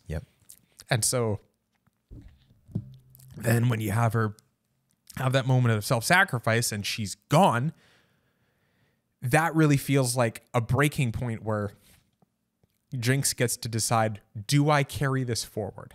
Yeah. Now that she's gone, there's nobody to embody these good parts of me. And so, in a weird way, Isha had to die so that Jinx now had the opportunity to say, do I step into this position? Do I step into those characteristics now? That really makes Jinx cutting off her hair feel like it takes on a whole different meaning now. Oh, yeah. Yeah. It's like we're coming back to Powder. We're coming back to Isha. Now it's big sister emulating little sister. That idea of you could have done so much more with Isha. Her sacrifice was too soon. I feel like that all might kind of be intentional. Yeah. There's something about you left stuff on the table. It's something that was taken too soon, too quickly, that almost needs to be there if it's going to feel like sacrifice. Yeah. There's more we could have done with this character. Sure. And we sacrifice that because there's something bigger on the table that needs to happen. And then why maybe everybody's favorite character, the one they wanted to see doing lots of stuff in Jinx, at the end, she ends up making that sacrifice. Mm-hmm. And the audience feels like, no, of any character to go, why would you take that one? Yeah. And maybe that's exactly what makes it the best choice. Yeah. If that's your reaction, maybe it was exactly the choice that you should have made. Well, it's like such a perfect end to that arc when it feels like season 2 Jinx really is about, let's say, meeting the unmet needs of season 1. Yeah. Where she has now the ability to help. Now she belongs. Yeah. And so what do you then do with that? And it kind of is then put forward for her as, I'm the one who needs to end the cycle of violence. How do you do that? She's tried to do that through violence towards others. Hasn't been effective. She has moments of, let's say, self-destruction, which are also stopped kind of in that idea. Like, that's also not the way to end the cycle of violence. The way to end the cycle of violence, it appears, is not to hurt others, but to protect people from being hurt at the cost of yourself. Where in this cycle is the best place to break the chain? You break it anywhere else, and there's going to be somebody else who gets impacted. But if you break it at the point where it's at you, where if you break it at the point in the circle where you are, you take on that pain. Everybody else is okay, and that's where the violence can finally end. Yeah. There's something important about it being a cycle, a circle of violence, because there is no one obvious place to break a circle. It's like anywhere you do it will do. You just need to break it. Guys, we're taking just a quick short break here to say thank you so much again for all your love on the season 1 review. That went way better than we expected, and we're so grateful for how much you guys liked the video, shared it, commented. And also, this is just a little thing to say thank you so much for 10,000 subscribers. Yeah. We honestly are blown away by this. You guys are awesome. So thank you so much. Like, subscribe, and share with a friend, because that's what helped the season 1 review to go so well. And with that being said, back to the video.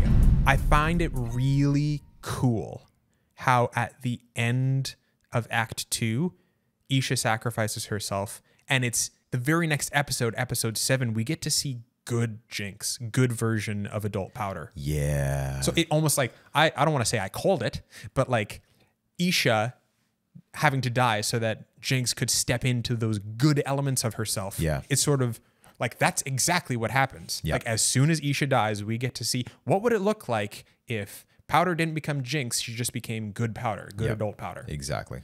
I love that they spent so much time in episode 7 just with these stories in the alternate universes. Yeah. Especially the one with Ekko felt like, to me, like it was great to have that be a real slow burn. And like you said, Yeah. like we don't just see for a moment, oh, like Powder could have been good.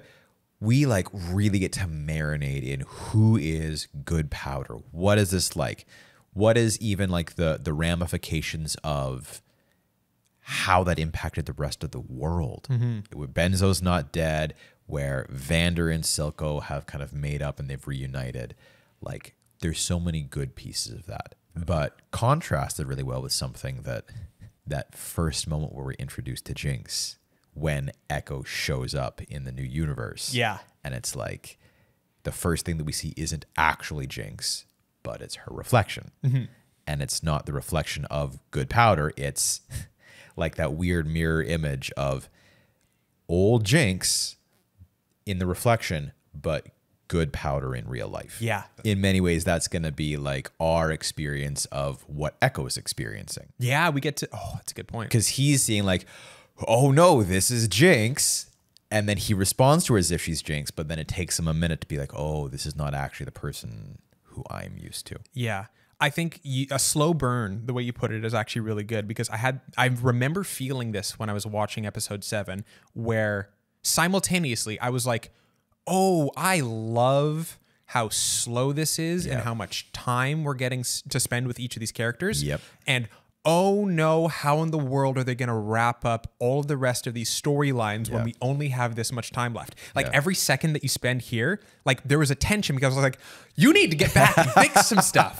Like, go. Like, I'm happy you're having a good moment and I'm loving this, but I'm like also like, you need to go, move. Which is again a funny reflection of Ekko in that moment of like, he's trying really hard to get back. Oh yeah, it's so true. I love too how they took Heimerdinger and Ekko, and they had them start on opposite sides of their experience, where Ekko's like, we need to go, we need to get back. And Heimerdinger's like, we've been here for a long time, just chill.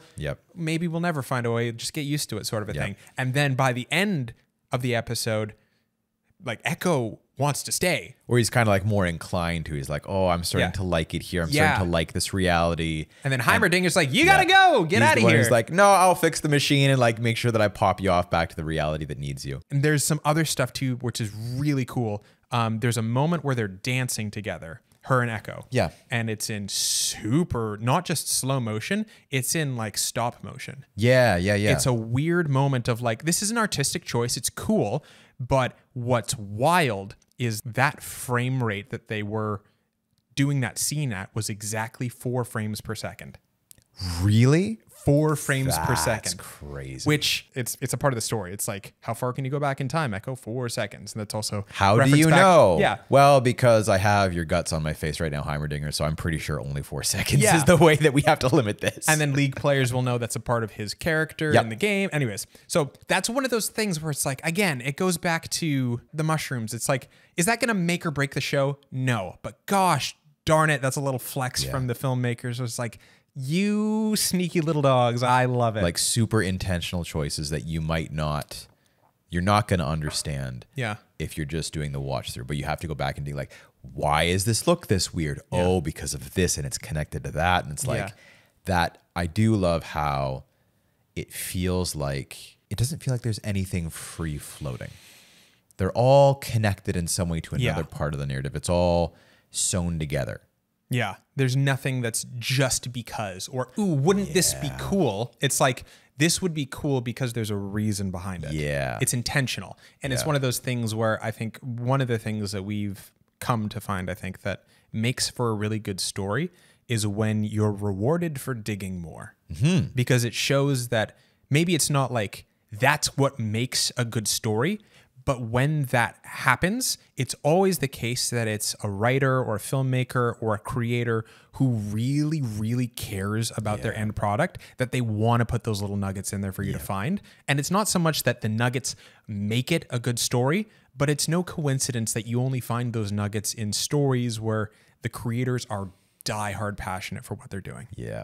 I don't know if this is the case or not, but I can absolutely in my head canon of what it was like to do this behind the scenes, I could absolutely see somebody who, how did the CEO describe Christian? I think he described him as like a tortured genius. Yeah, a tortured artist.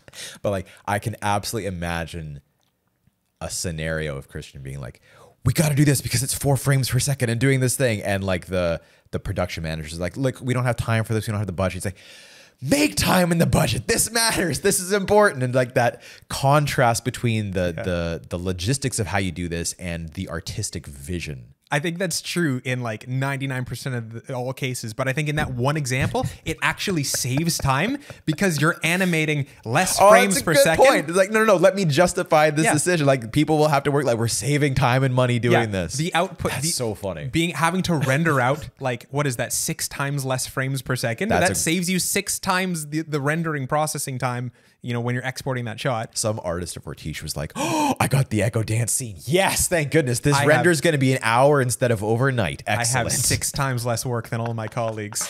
That's awesome. I love too how the time that they spent building the connection between Ekko and Powder immediately pays off when, as soon as he's reintroduced to the new world, he's immediately emotionally connected to where he wants to save her. Yep. And B, using the thing that they just made to actually save her. Absolutely. Like there's all these converging points of like what we did mattered. The time that we spent dancing actually pays off. Yep. That little emotional moment where it's like having this romantic rooftop scene, conveniently where a lot of her and Vi spent time beforehand, very similar. That all mattered. It's like we weren't just wasting time. We weren't just like having this moment for, you know, all the shippers on Reddit to like our Powder and Ekko moment. It's like it actually mattered for the story. Yep. It really does justify that piece of him coming back. And I don't know if you could, because a huge part of that, the purpose, it feels like the reason for having Ekko go to the other dimension is so that his relationship with Jinx changes. Yes. Because at the beginning, even when Ekko is being a jerk to Powder at Vi's shrine, it's like, yes, he's being a jerk, but it's also reflective not of his relationship with present Powder, but of his universe, Jinx. Yeah. And it slowly shifts as he spends more time with Powder, as he spends time with the potential that exists within the Jinx in his own world. And he has an opportunity to experience that. Now it's okay, let's shift, let's move. Hey, I can actually grow to like come to love this person again who I've learned to hate. And it does create a moment where it's like he sees Jinx again for the first time. But we've got 40 minutes of experience to justify why he treats her the way he does now. And part of what I love about it too is how much it feels like a huge character growth arc for Ekko. Yeah. Like I felt like Ekko was really cool in season 1, a little bit one note. I was a little disappointed in where Ekko was at in the first arc in episodes 1 through 3 of season 2. Yeah. Kind of felt like the interaction with him and Jayce and Heimerdinger, I was like, oh, this is okay. Like, and yeah, it makes sense, but it's a little bit flat. It's not there. And then you get to episode 7 and it's like, oh yeah, this is like digging into Ekko's character, getting him into a position where he's uncomfortable in a new situation, which brings out more pieces of his personality. And it's like, this is really cool. Now I'm buying into this. And especially then when he ends up being kind of the crux, the turning point, the really key catalyst in how the story ends in the climactic fight.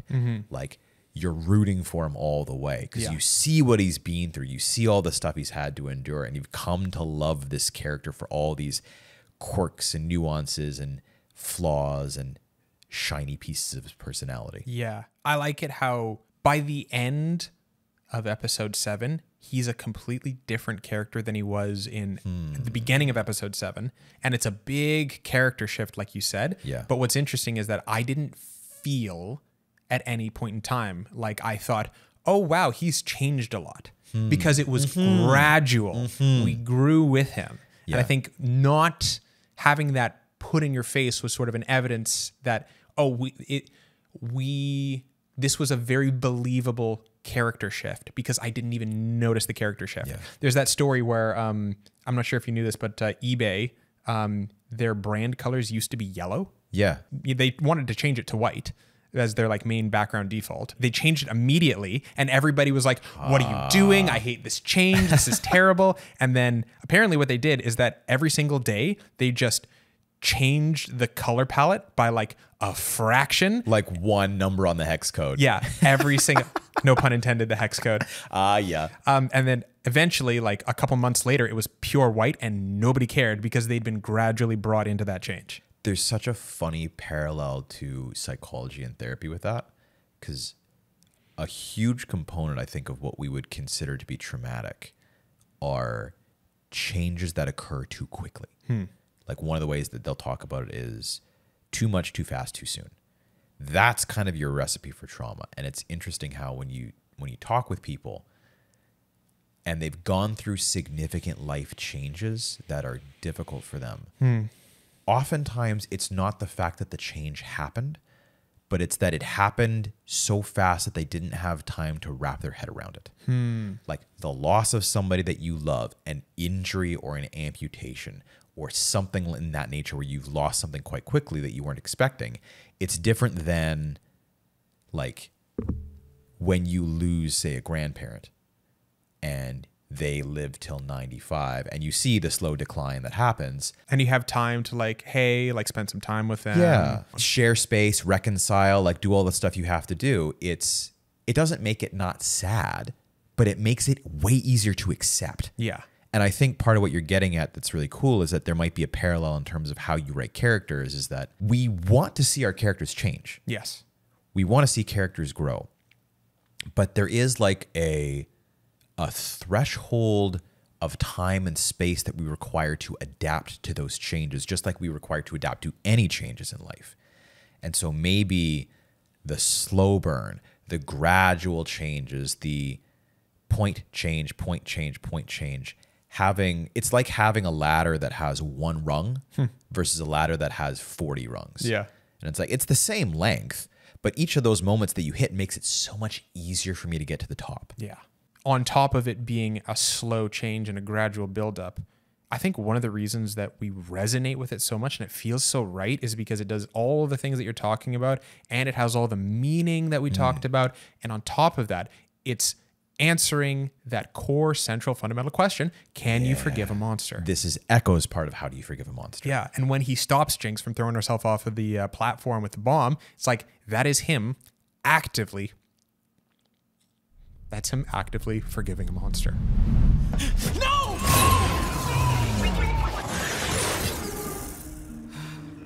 You know, I learned from someone very special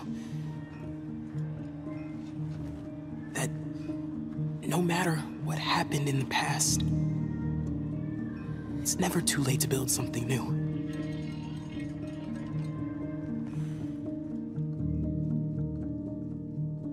In that one moment, it's like you're saving powder, you're using the Z drive, you're being cool, you're being a hero, but you're encapsulating the core message of what the entire show is about. Yeah. Like, it's such an important moment and people love it, but I think they love it for reasons they might not even be able to articulate. Reasons that I didn't even realize and I wouldn't have been able to articulate until we talked about it right now. Yeah. And again, it's like probably intentional.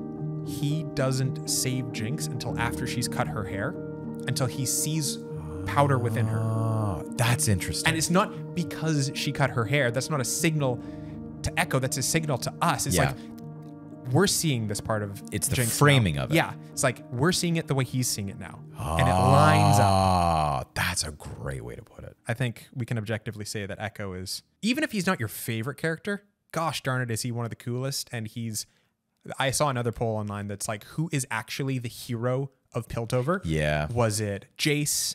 Was it Viktor turning a corner?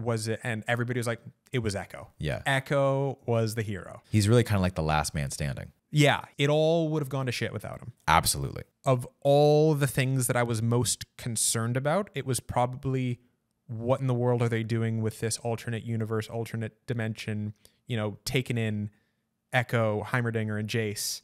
And like, are we about to do like a multiverse of madness here? Like, are we going to do time travel? Like, I hope they don't mess this up.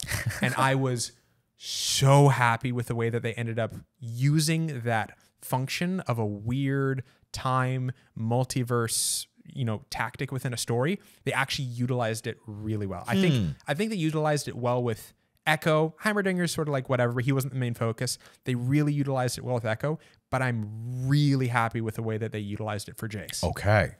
Because they did something weird with Jayce where Jayce Ekko and Heimerdinger go into the Hex Gates, get all warped and like, what happened?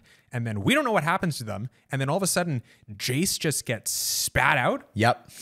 Kills a dude, goes over to the commune and like murks Viktor. And we're like, what in the world is going on? What are you doing? But again, in a way where it's not like you're confused, like, oh, that's weird. That doesn't make sense. You're asking the question, what in the world happened to him in the Hex Gates that made him do this? And it's nice because they don't just spit Jayce back out like normal Jayce. Yeah. Because he's Abyss Walker Jayce, they give him like very clear visual cues. Yeah. You're like, you're asking that question, what are you doing? Because something clearly happened to you. Yeah. It's so on the nose when you talk about it. It's like his disheveled, bearded, changed look is a signal that something happened to him. Yeah, that's the point. But when you say it like that, it's like, oh, that's why it works. Yes. It's functionally. It's like, it's obvious, but the mechanical reason that it serves narratively is super cool. Yeah. It's one of those things where it's like, yeah, stupid. Of course they do it that way. But there's a lot of shows that don't do that. Yes. And then you have the opposite where it's like, why does this feel so weird? And it's so cool. It's like, that's the reason. You see it in plain view. Like, this is why it works and why it's not confusing. Absolutely. Yes, 100%. I appreciate you bringing that up the way they did because it kind of addresses the comments of people who are like, yeah, obviously this is the thing. Stupid. What's wrong with you? Yeah, exactly. But it's like, I'm sorry. We are going to be talking about the most obvious things because it's not about the thing. It's about how the thing interacts with new pieces of your world or the narratives we're seeing that you didn't notice before. Yeah. It might, on the surface, it might not be earth-shattering, but what does it say about either the people who made it? What does it say about the characters? What does it say about you and me who are watching it? What does it bring up within us? That's the point of this show. Welcome to Frame of Mind. So then they leave you with this opportunity to ask the question, what in the world happened to Jayce to make him this way? And they leave you lingering with that for a minute. A long time. And I guess, yeah, depending on how you look at it, they leave you lingering with that in episode 6. Or if even like episode 5, right? Was it episode 5? I think, I'm pretty sure, I don't remember. No, it was episode 6. Cut Because this if it's wrong, because I think he kills Sallow and that's the end of episode 5. Oh, yeah, sorry. And then they do the whole episode. And so you're sitting. I meant Viktor, sorry, but he does kill Sallow. You're sitting the whole episode 6 of like, what did he just do? Yeah. So what happened? And between episode 5 and 6, you're like, what happened? Episode 6, then he kills Viktor, and then you got like a week break before the next episodes come out. So you're left with like, I forgot about that. I gotta wait. Like, why in the world is he? And then episode 7 happens, and we still don't know. At the end of episode 7, we start to figure that out. But it's like I forgot about the real time experience of watching it, where it's like you get to the end of episode 6. And I remember this because even like we were texting and I was like, I'm going to watch episodes 5, 6, and 7. You're like, oh yeah, only episode 6 is out. 7, 8, and 9 are next week.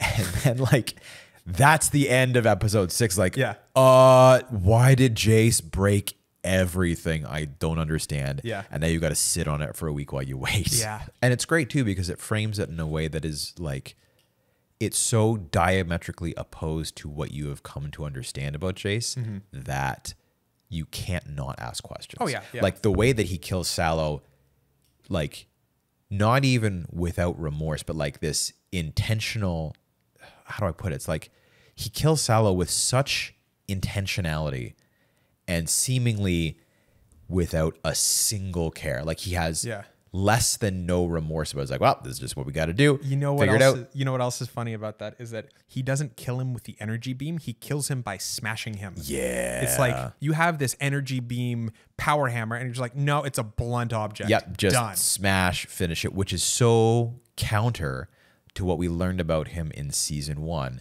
where he accidentally kills this kid and he's devastated. Yeah. And he's like, we have to make sure that we never use Hex Tech this way again. We've got to change everything because this is an unacceptable cost. Yep. And then all of a sudden it's like, nope, human being, totally worth the cost of it. Let's just go. And then I'm going to also just kill my best friend for what seems like no reason so far. Yeah. And then you get to that point of discovering. You know what's cool too about that is it's another mirroring where Jayce is like weirdly robotic with his disregard for everything human in his response to like murdering somebody else, which mirrors Viktor's after he's healed, when the goo, he's like, our paths diverged long ago. It was affection that held us together. All this experience that we had together, all the emotion that we shared, no, there's something more important. Yeah. It's this weird, and Viktor was doing it in this almost like benevolent, I need to go and help people. And Jayce is like, I'm going to go murder people because that's what needs to be done. There's almost something about it because both of them are interacting with the way that Hextech and magic have shaped the world. It's like there's something about that, and maybe this is an important thing to be paying attention to, that there's something about the more that you expand your vision, whether that's through your ability to perceive things or through your experience and being able to see into the future, there's something about the expanded vision that pulls you away from being able to perceive the here and now with each individual person. Yeah. It's like you take the 30,000-foot view and all of a sudden the person becomes an ant. Oh, yeah. And so for both of them, they have this experience in a different way where they pull back their vision. They see the big thing that needs to happen. But now what would have been when they were on the ground, this is an unacceptable cost. It's like, well, in the context, in the grand scheme of things, you got to do what you got to do. Yeah. When he kills Viktor, Viktor has only been doing things right. He's only been helpful. Yeah. So it feels way worse. Yeah. And in a way, now that I'm thinking about it, Jayce is almost the reverse of, at least in this moment, in kind of like episodes 5, 6, 7. Jayce is almost like the reverse of what we've been talking about with the theme of can you forgive a monster? Jayce is the answer of no, you can't. And not only can't you forgive a monster, you can't forgive a monster even when you are going to destroy the monster before it's ever been created. Like Jayce is doing the would you go back in time and kill baby Hitler? That's that we're going to use that in the trailer of this. Would you go back in time and kill baby Hitler? That's too funny. Except would you go back in time and kill baby Hitler when he was your friend? When he was your friend who is essentially being like Mahatma Gandhi or Martin Luther King. Oh, that's so true. But it's like that perception of what it becomes in the future. For Jayce, that's enough to say, well, the whole world is going to end terribly as a result of this.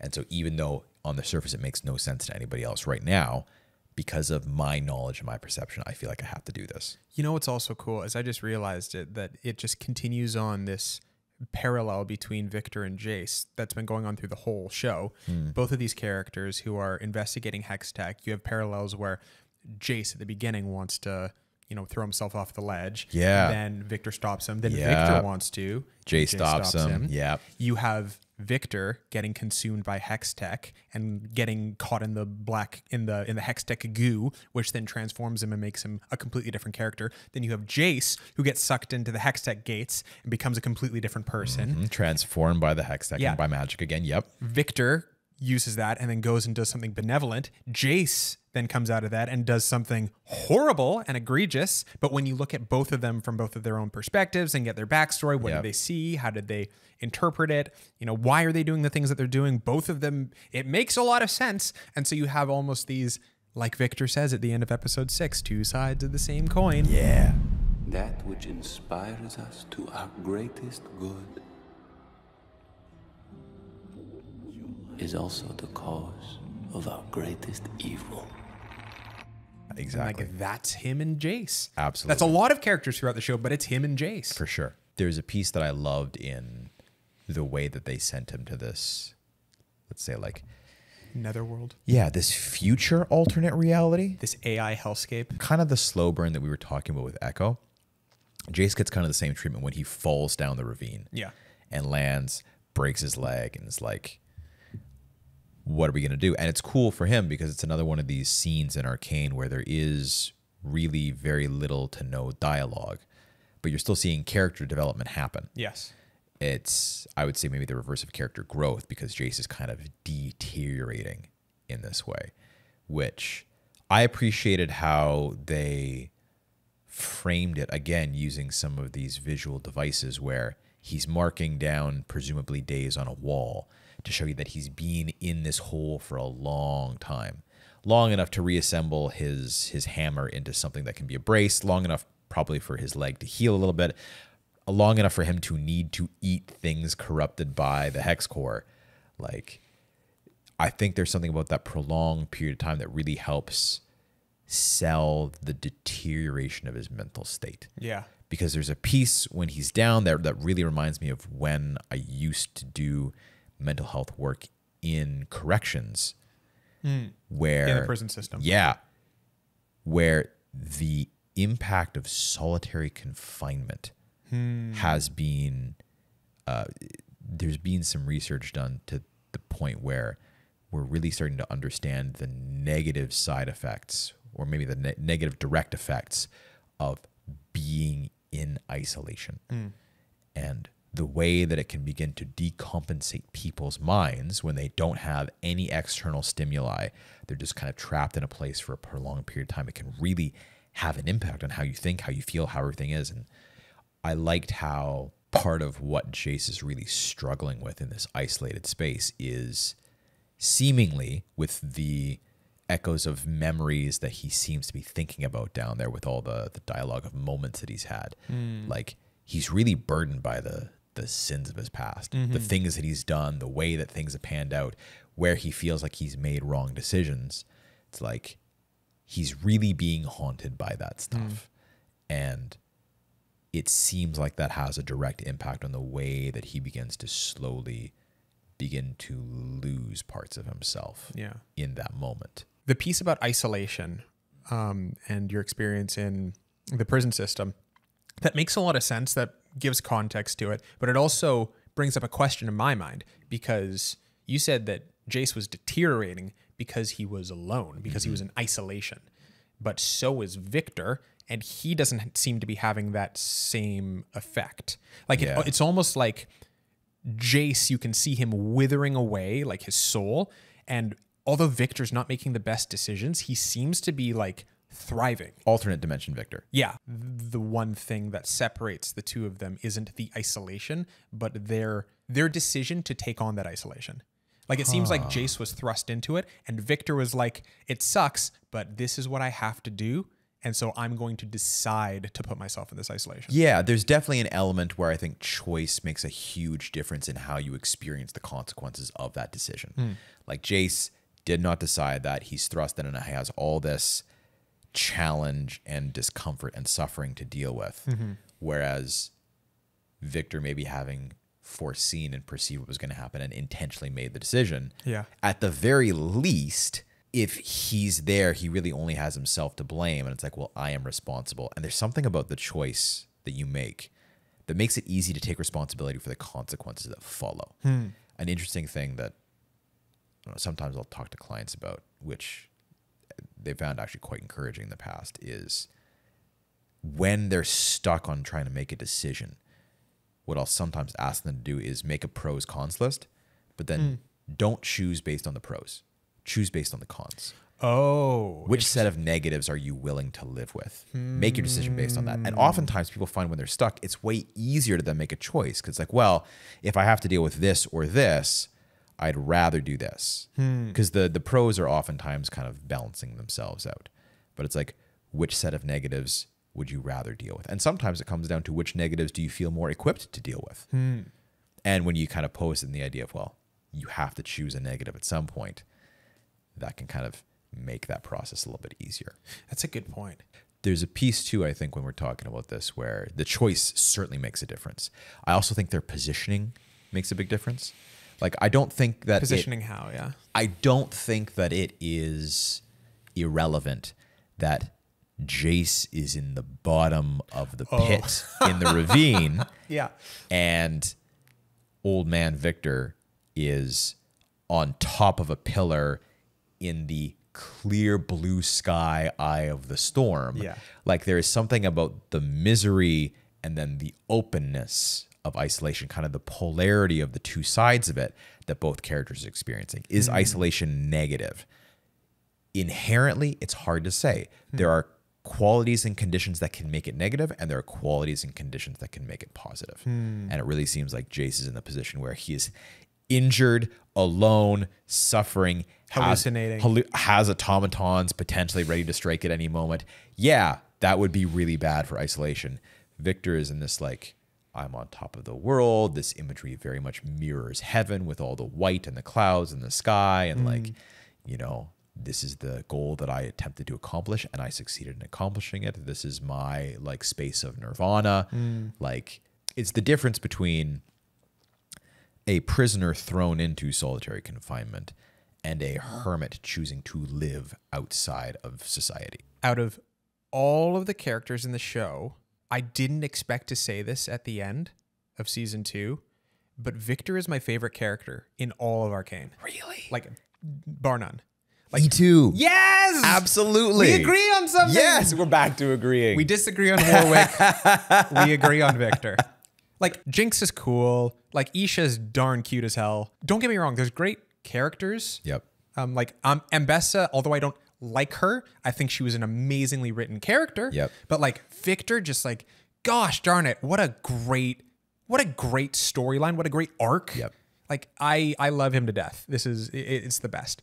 As soon as he stepped out of the goo and recovered and became Hextech Jesus, like, I had a light bulb moment where it's like, we're going to go down some weird, crazy roads. Yeah. And it's going to be amazing. Yep. It's so, like, I didn't think Dark Prophet Hextech antagonist who is doing everything right would be like the recipe for success. Yeah. But it totally worked. Yeah. Yeah. I think the moment for me was when he stepped out of the sphere after he started the commune and it kind of healed everybody.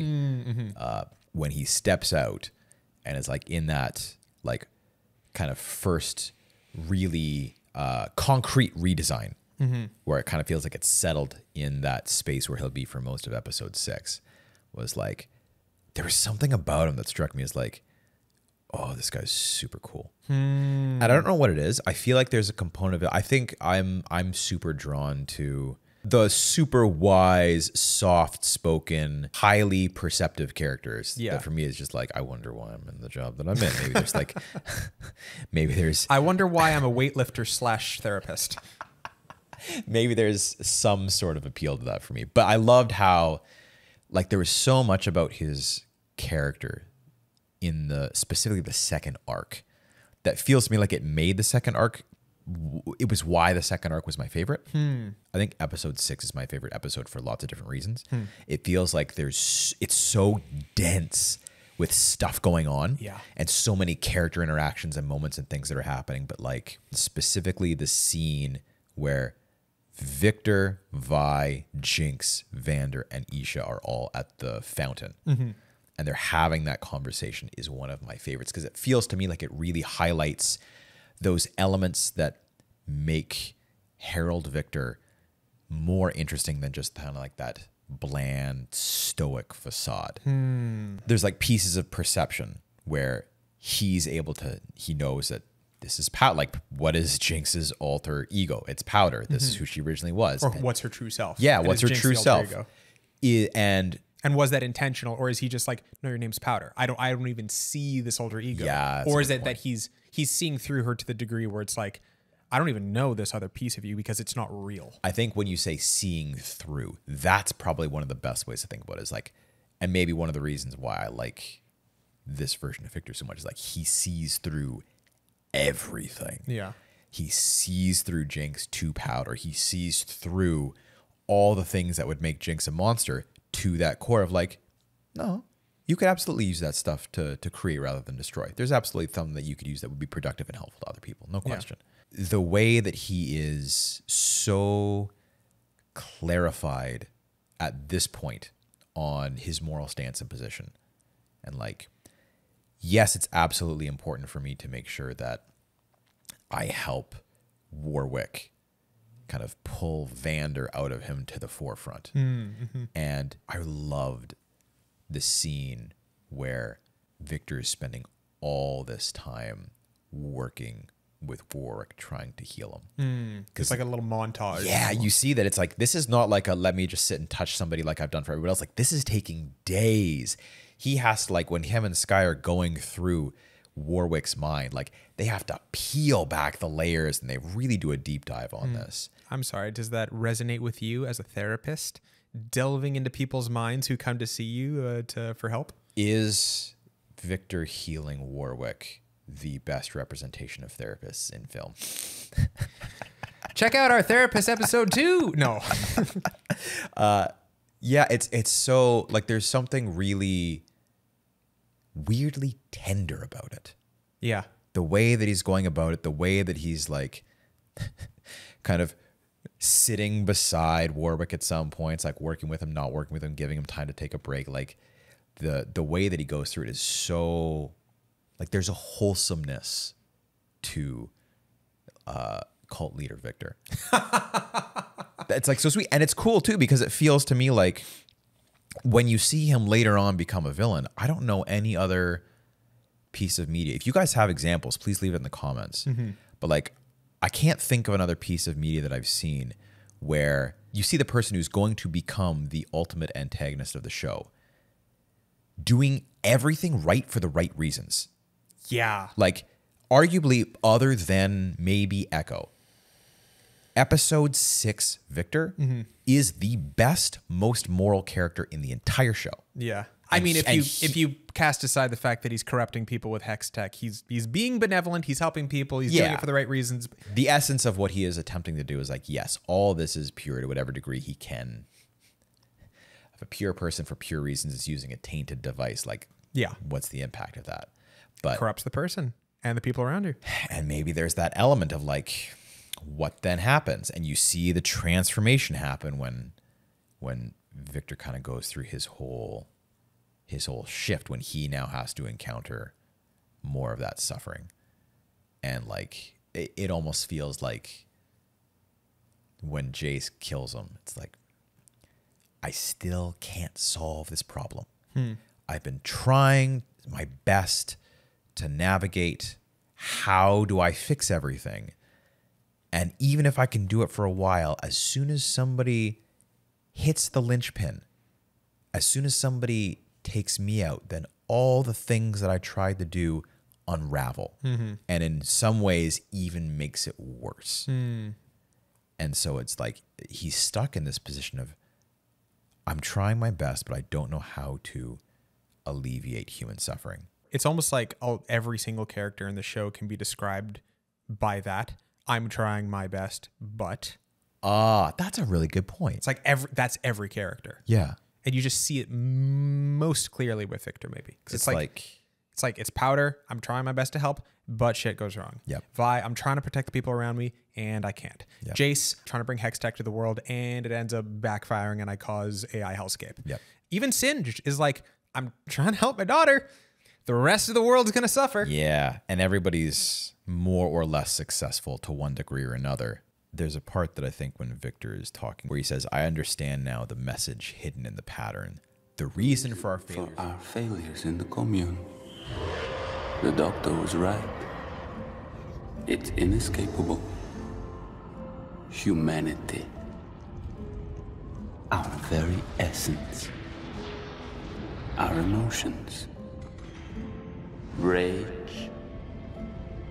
Compassion. Hate. Two sides of the same coin, inextricably bound.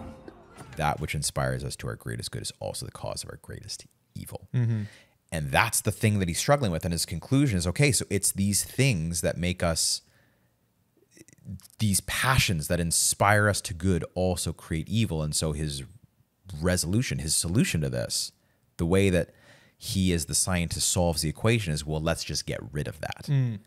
It's not surprising then when you've kind of made comments about AI, how it's like, what is the result when, like Viktor says himself, like you remove our essence, what's left? It's automatons. It is robotic.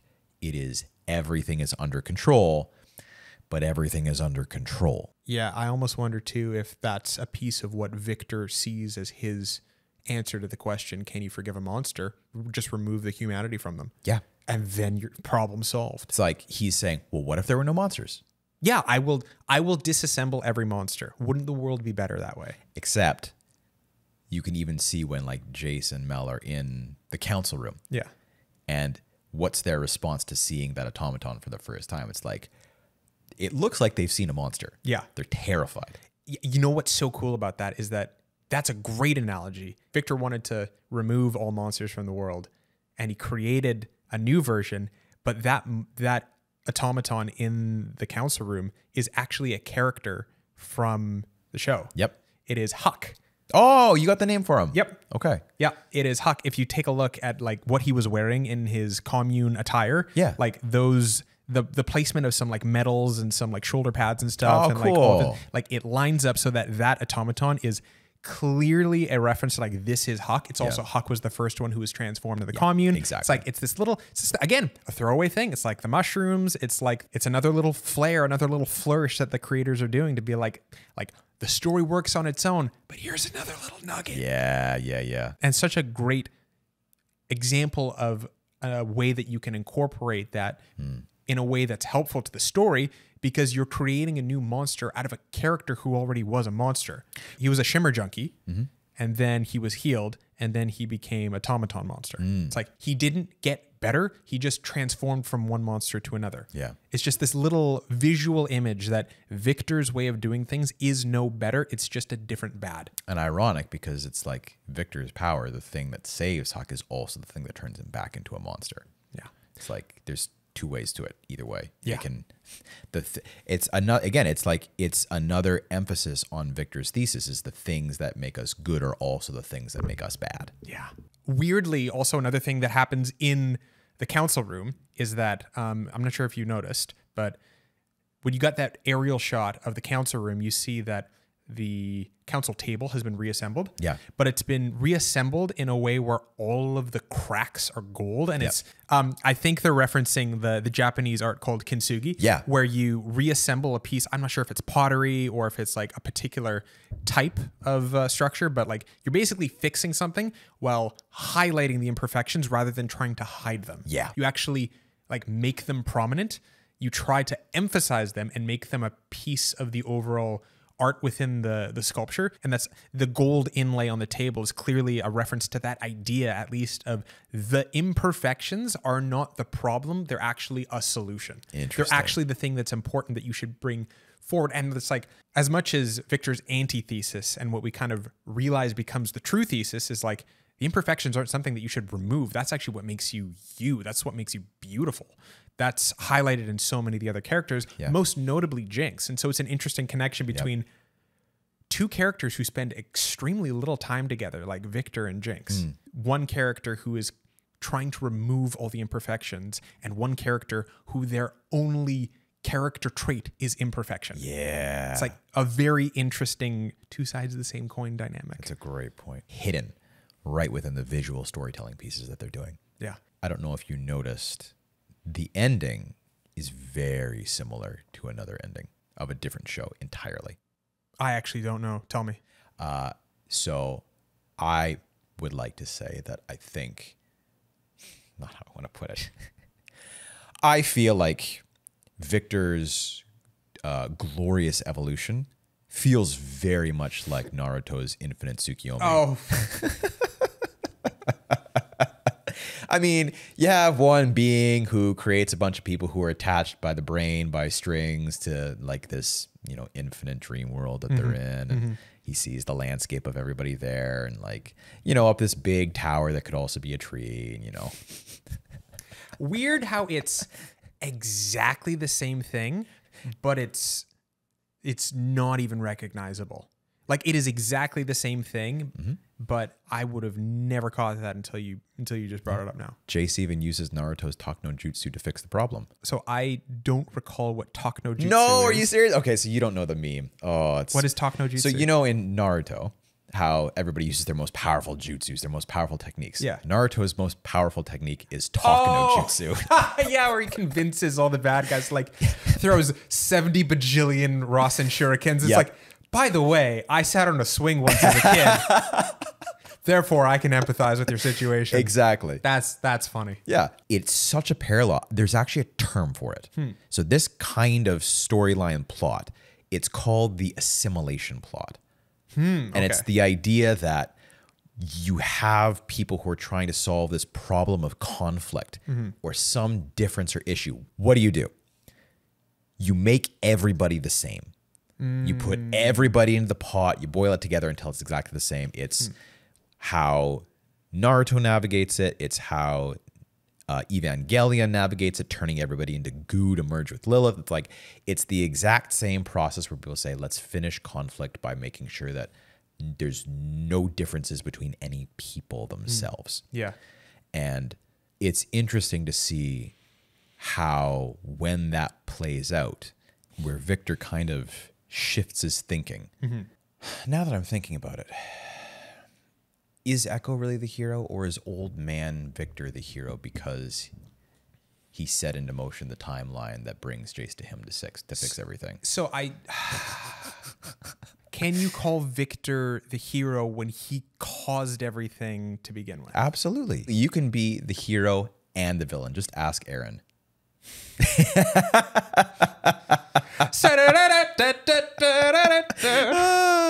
That's true. That's a weird parallel about like somebody who is simultaneously the hero and the villain, and is also like dealing with weird pseudo time travel in order to bring about the event that they need to happen, but is technically the best event, but is really horrible for everybody on Earth except for a few. It's like, oh wow, that's a weirdly similar plot line now that I think about it. It's almost like very few things are ever actually original, and of the infinite number of stories that we are telling, everyone is really just trying to answer a couple of really important questions for human beings to be asking. Yeah. It's almost like good artists create and great artists steal. Yeah. On that note, hi Cinema Therapy. Hi guys. Hi John. Hi Alan. Good to see you. With that little reference out of the way, in all reality, that's a great weird segue into that. Which there's been some comparisons between us and Cinema Therapy. Maybe a better way to say it is we've been accused of ripping off Cinema Therapy.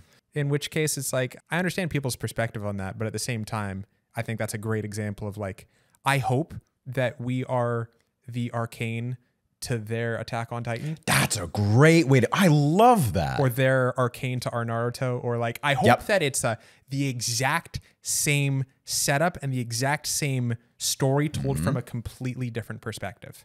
That's beautiful. I love that. I know it's hard to believe, but we actually never came across Cinema Therapy until after we filmed our first 3 episodes. Yeah. Before we uploaded our first one, but after we put all the hours into filming, and then Yeah. the day before we upload the first one, Yeah. I'm like, let me actually check out these Cinema Therapy guys and see what that. Oh my goodness. It's like, hey, it's we're a so filmmaker original. and a therapist. We're so original, except for these people who got to this idea 4 years ago.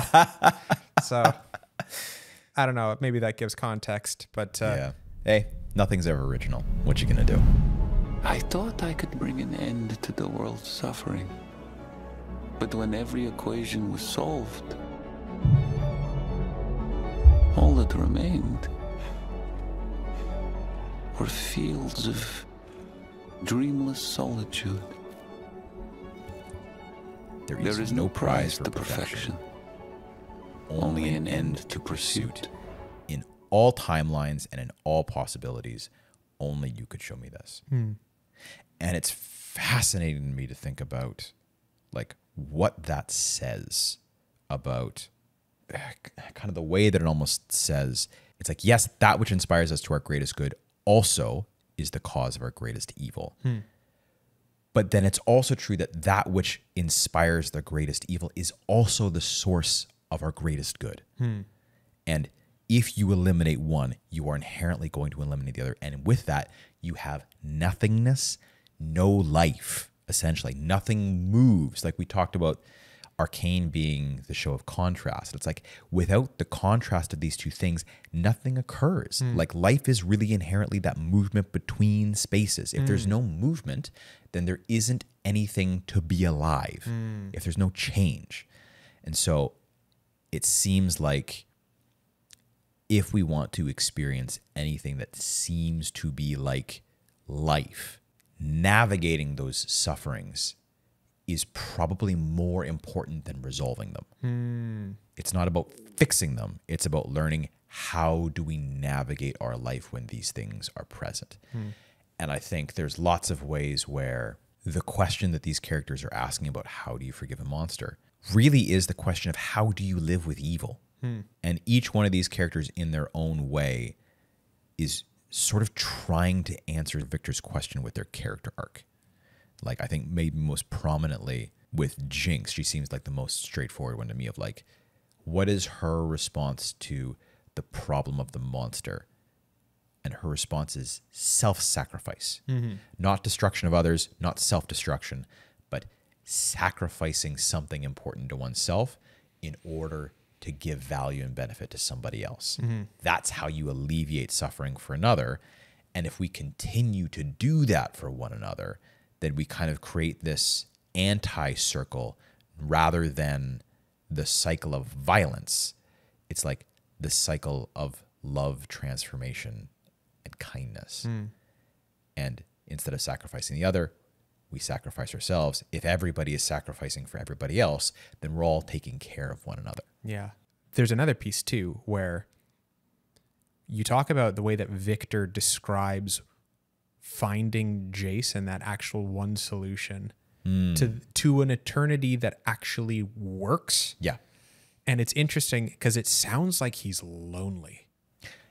Yeah. Like fields of solitude. It's like dreamless solitude. Yeah. What's here?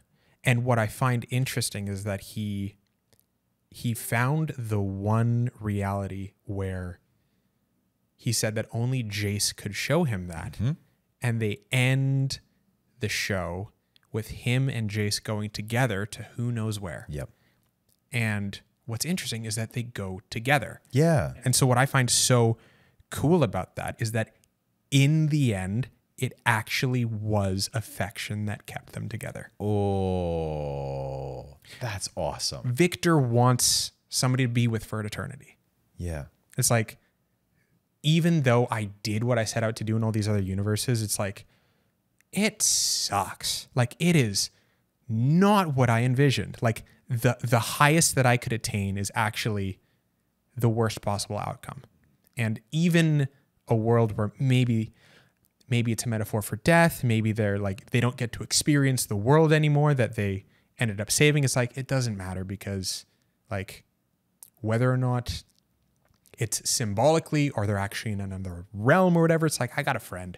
I got somebody to be with who I care about. Yeah. All these characters in their own various ways are going through experiences where they're trying to solve their problems through disconnection. Stopping, separating, ending, violence, killing, all that stuff. Yep. And then for everybody, it seems like the resolution for their problems is actually togetherness, connectedness. It's like the assimilation plot is about blending everything together so that there is a unity that is monolithic. But it seems like the solution that Arcane comes to in the end is not assimilation, but integration.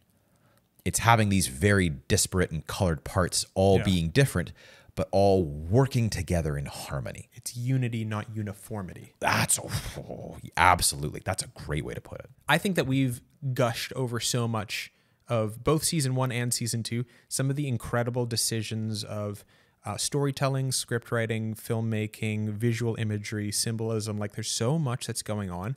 And I think what caps it off for me as like a really strong decision was deciding to, in the moment of Jinx's self-sacrifice, to leave it open and ambiguous as to whether or not she's alive or dead. Yep.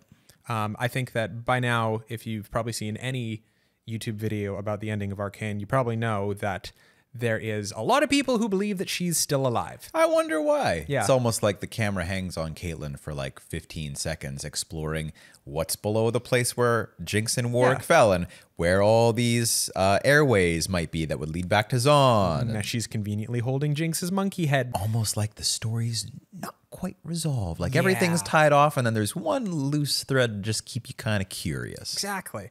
You can also look at frame by frame at the explosion at the bottom of the vents where there seems to be a little shimmer dash that goes off in one direction. You don't see her do it. You just see this shimmer dash that could be the beginning of explosion. Like, we don't know. And then the very final image of the entire show, the very last frame that they leave you with, is an airship, which seems kind of out of place until you go back to season 1, episode 1, where Jinx says, hey, I'm going to ride one of those airships as it passes by. And it's not just an airship. It is the exact same airship.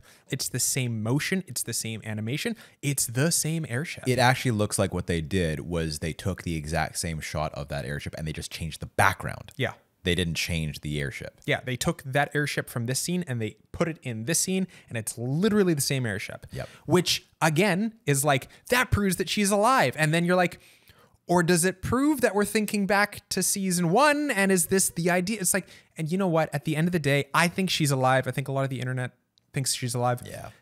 But I don't think it matters so much as the fact that these creators thought it was important enough to let you decide for yourself. Mm-hmm. They had enough respect for you and thought highly enough of you and thought you were smart enough to be able to think through this yourself. Is she or isn't she alive? We have our own opinions about it, but you actually get to wrestle through that yourself. And that's maybe the best. That's why endings like Inception are so strong. And like, just like you said, it's like the movie doesn't end. The series doesn't end. It finishes. We're done watching, but it continues on. Yep. There's something to be said for, is it maybe not but maybe one of the features you can find in great pieces of media where the story keeps going. The movie keeps playing while you walk out of the theater. Yeah. The show keeps going while you're on your bus to work. And just like, what happened there? What if this happens? What if, like, the narrative continues despite the show ending. Oh, gosh darn it. I love Arcane. It's pretty sweet. And it's like, there's something cool about, like, you love it despite the fact that we have, everybody can have their subjective opinions, but I think we've clearly articulated some things that we both found seem to be objective challenges with the first 2 episodes of the season. And yet, it's still great. It's incredible. Yeah. Yeah. It's like, it's cool that a show that is talking about how do you forgive a monster, perhaps it is through learning to accept the imperfections in others and ourselves, is one that has imperfections that we learn to love and continue to consume the whole thing and still find the value and the good in it. Yeah, weird how like the thesis of like, hey, the imperfections are the thing that makes it valuable and beautiful. It's like, wow, this thing's got a lot of imperfections and I find it beautiful and valuable. Guys, be honest, Arcane creators. Did you meta-narrative this thing and do those mistakes on purpose? Because that would be wild. I would love that. Something tells me it was more likely a happy accident. Maybe the best way to round this off is actually like the quote that I like the most is actually going back to episode 7 where we see Silco in the bar with Vander and they've reconciled. And Ekko brings up the fact is like, what are you doing? Like, he tried to kill you. Why are you guys so buddy-buddy? And Silco, one of like the worst bad guys in the entire show, is like, he says the greatest thing that you can do is find the power to forgive. Mm-hmm. Direct antithesis to Ambessa saying that she can't find the power and the strength to that Noxian strength. One element is not forgiveness, and she can't find a way to bring herself to do it. Yeah.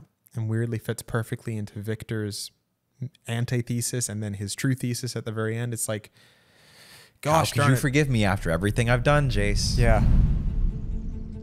Why do you persist after everything I've done? Because I promised you. Having the ability to forgive a monster might be the only pathway that we have to creating a reality where everybody thrives. Guys, thank you so much for joining us on this journey. It's been wild. Yeah. I didn't really expect to do 2 back-to-back episodes on the same franchise, and it was a lot, but gosh darn it, I only started Arcane like a month or 2 ago, and now I've finished both seasons, and that was a whirlwind in the best possible way. Yeah. I think the people who are responsible for making this show are doing a great job at demonstrating how meaningful and impactful you can craft a story to be, even if you're using characters from a video game. Yeah. I think season 1 was more cohesive. I feel like I enjoyed the experience more, but I think season 2 was more important. Yeah, that's a good way to put it. Yeah. it's tough because like, I think like you mentioned, not the pacing, but the rhythm of season 1 was way better. The rhythm of season 2 was off, but gosh darn it, did it leave me with a great ending. Absolutely. I think it was the perfect way to round out the season. I think it was the perfect way to round out the series. And I think it leaves you with really great answers to some really important questions. Absolutely. But guys, unfortunately, we got to leave it there. Thank you so much for dropping by. We really appreciate it. And on your way out, please hit the like button, subscribe, and also hit the bell icon to make sure you get notified whenever we put out a video. And also share this with a friend if you think they'd like it too. Don't forget to leave us a comment. We want to hear your thoughts about this too. Don't let the conversation end with us. We want to hear what you guys have to say. Yeah, just like a good series kind of leaves you with questions going on to the future. The video continues after it stops. Let's leave this universe going on to the future too. Awesome. Thanks, guys. Take care.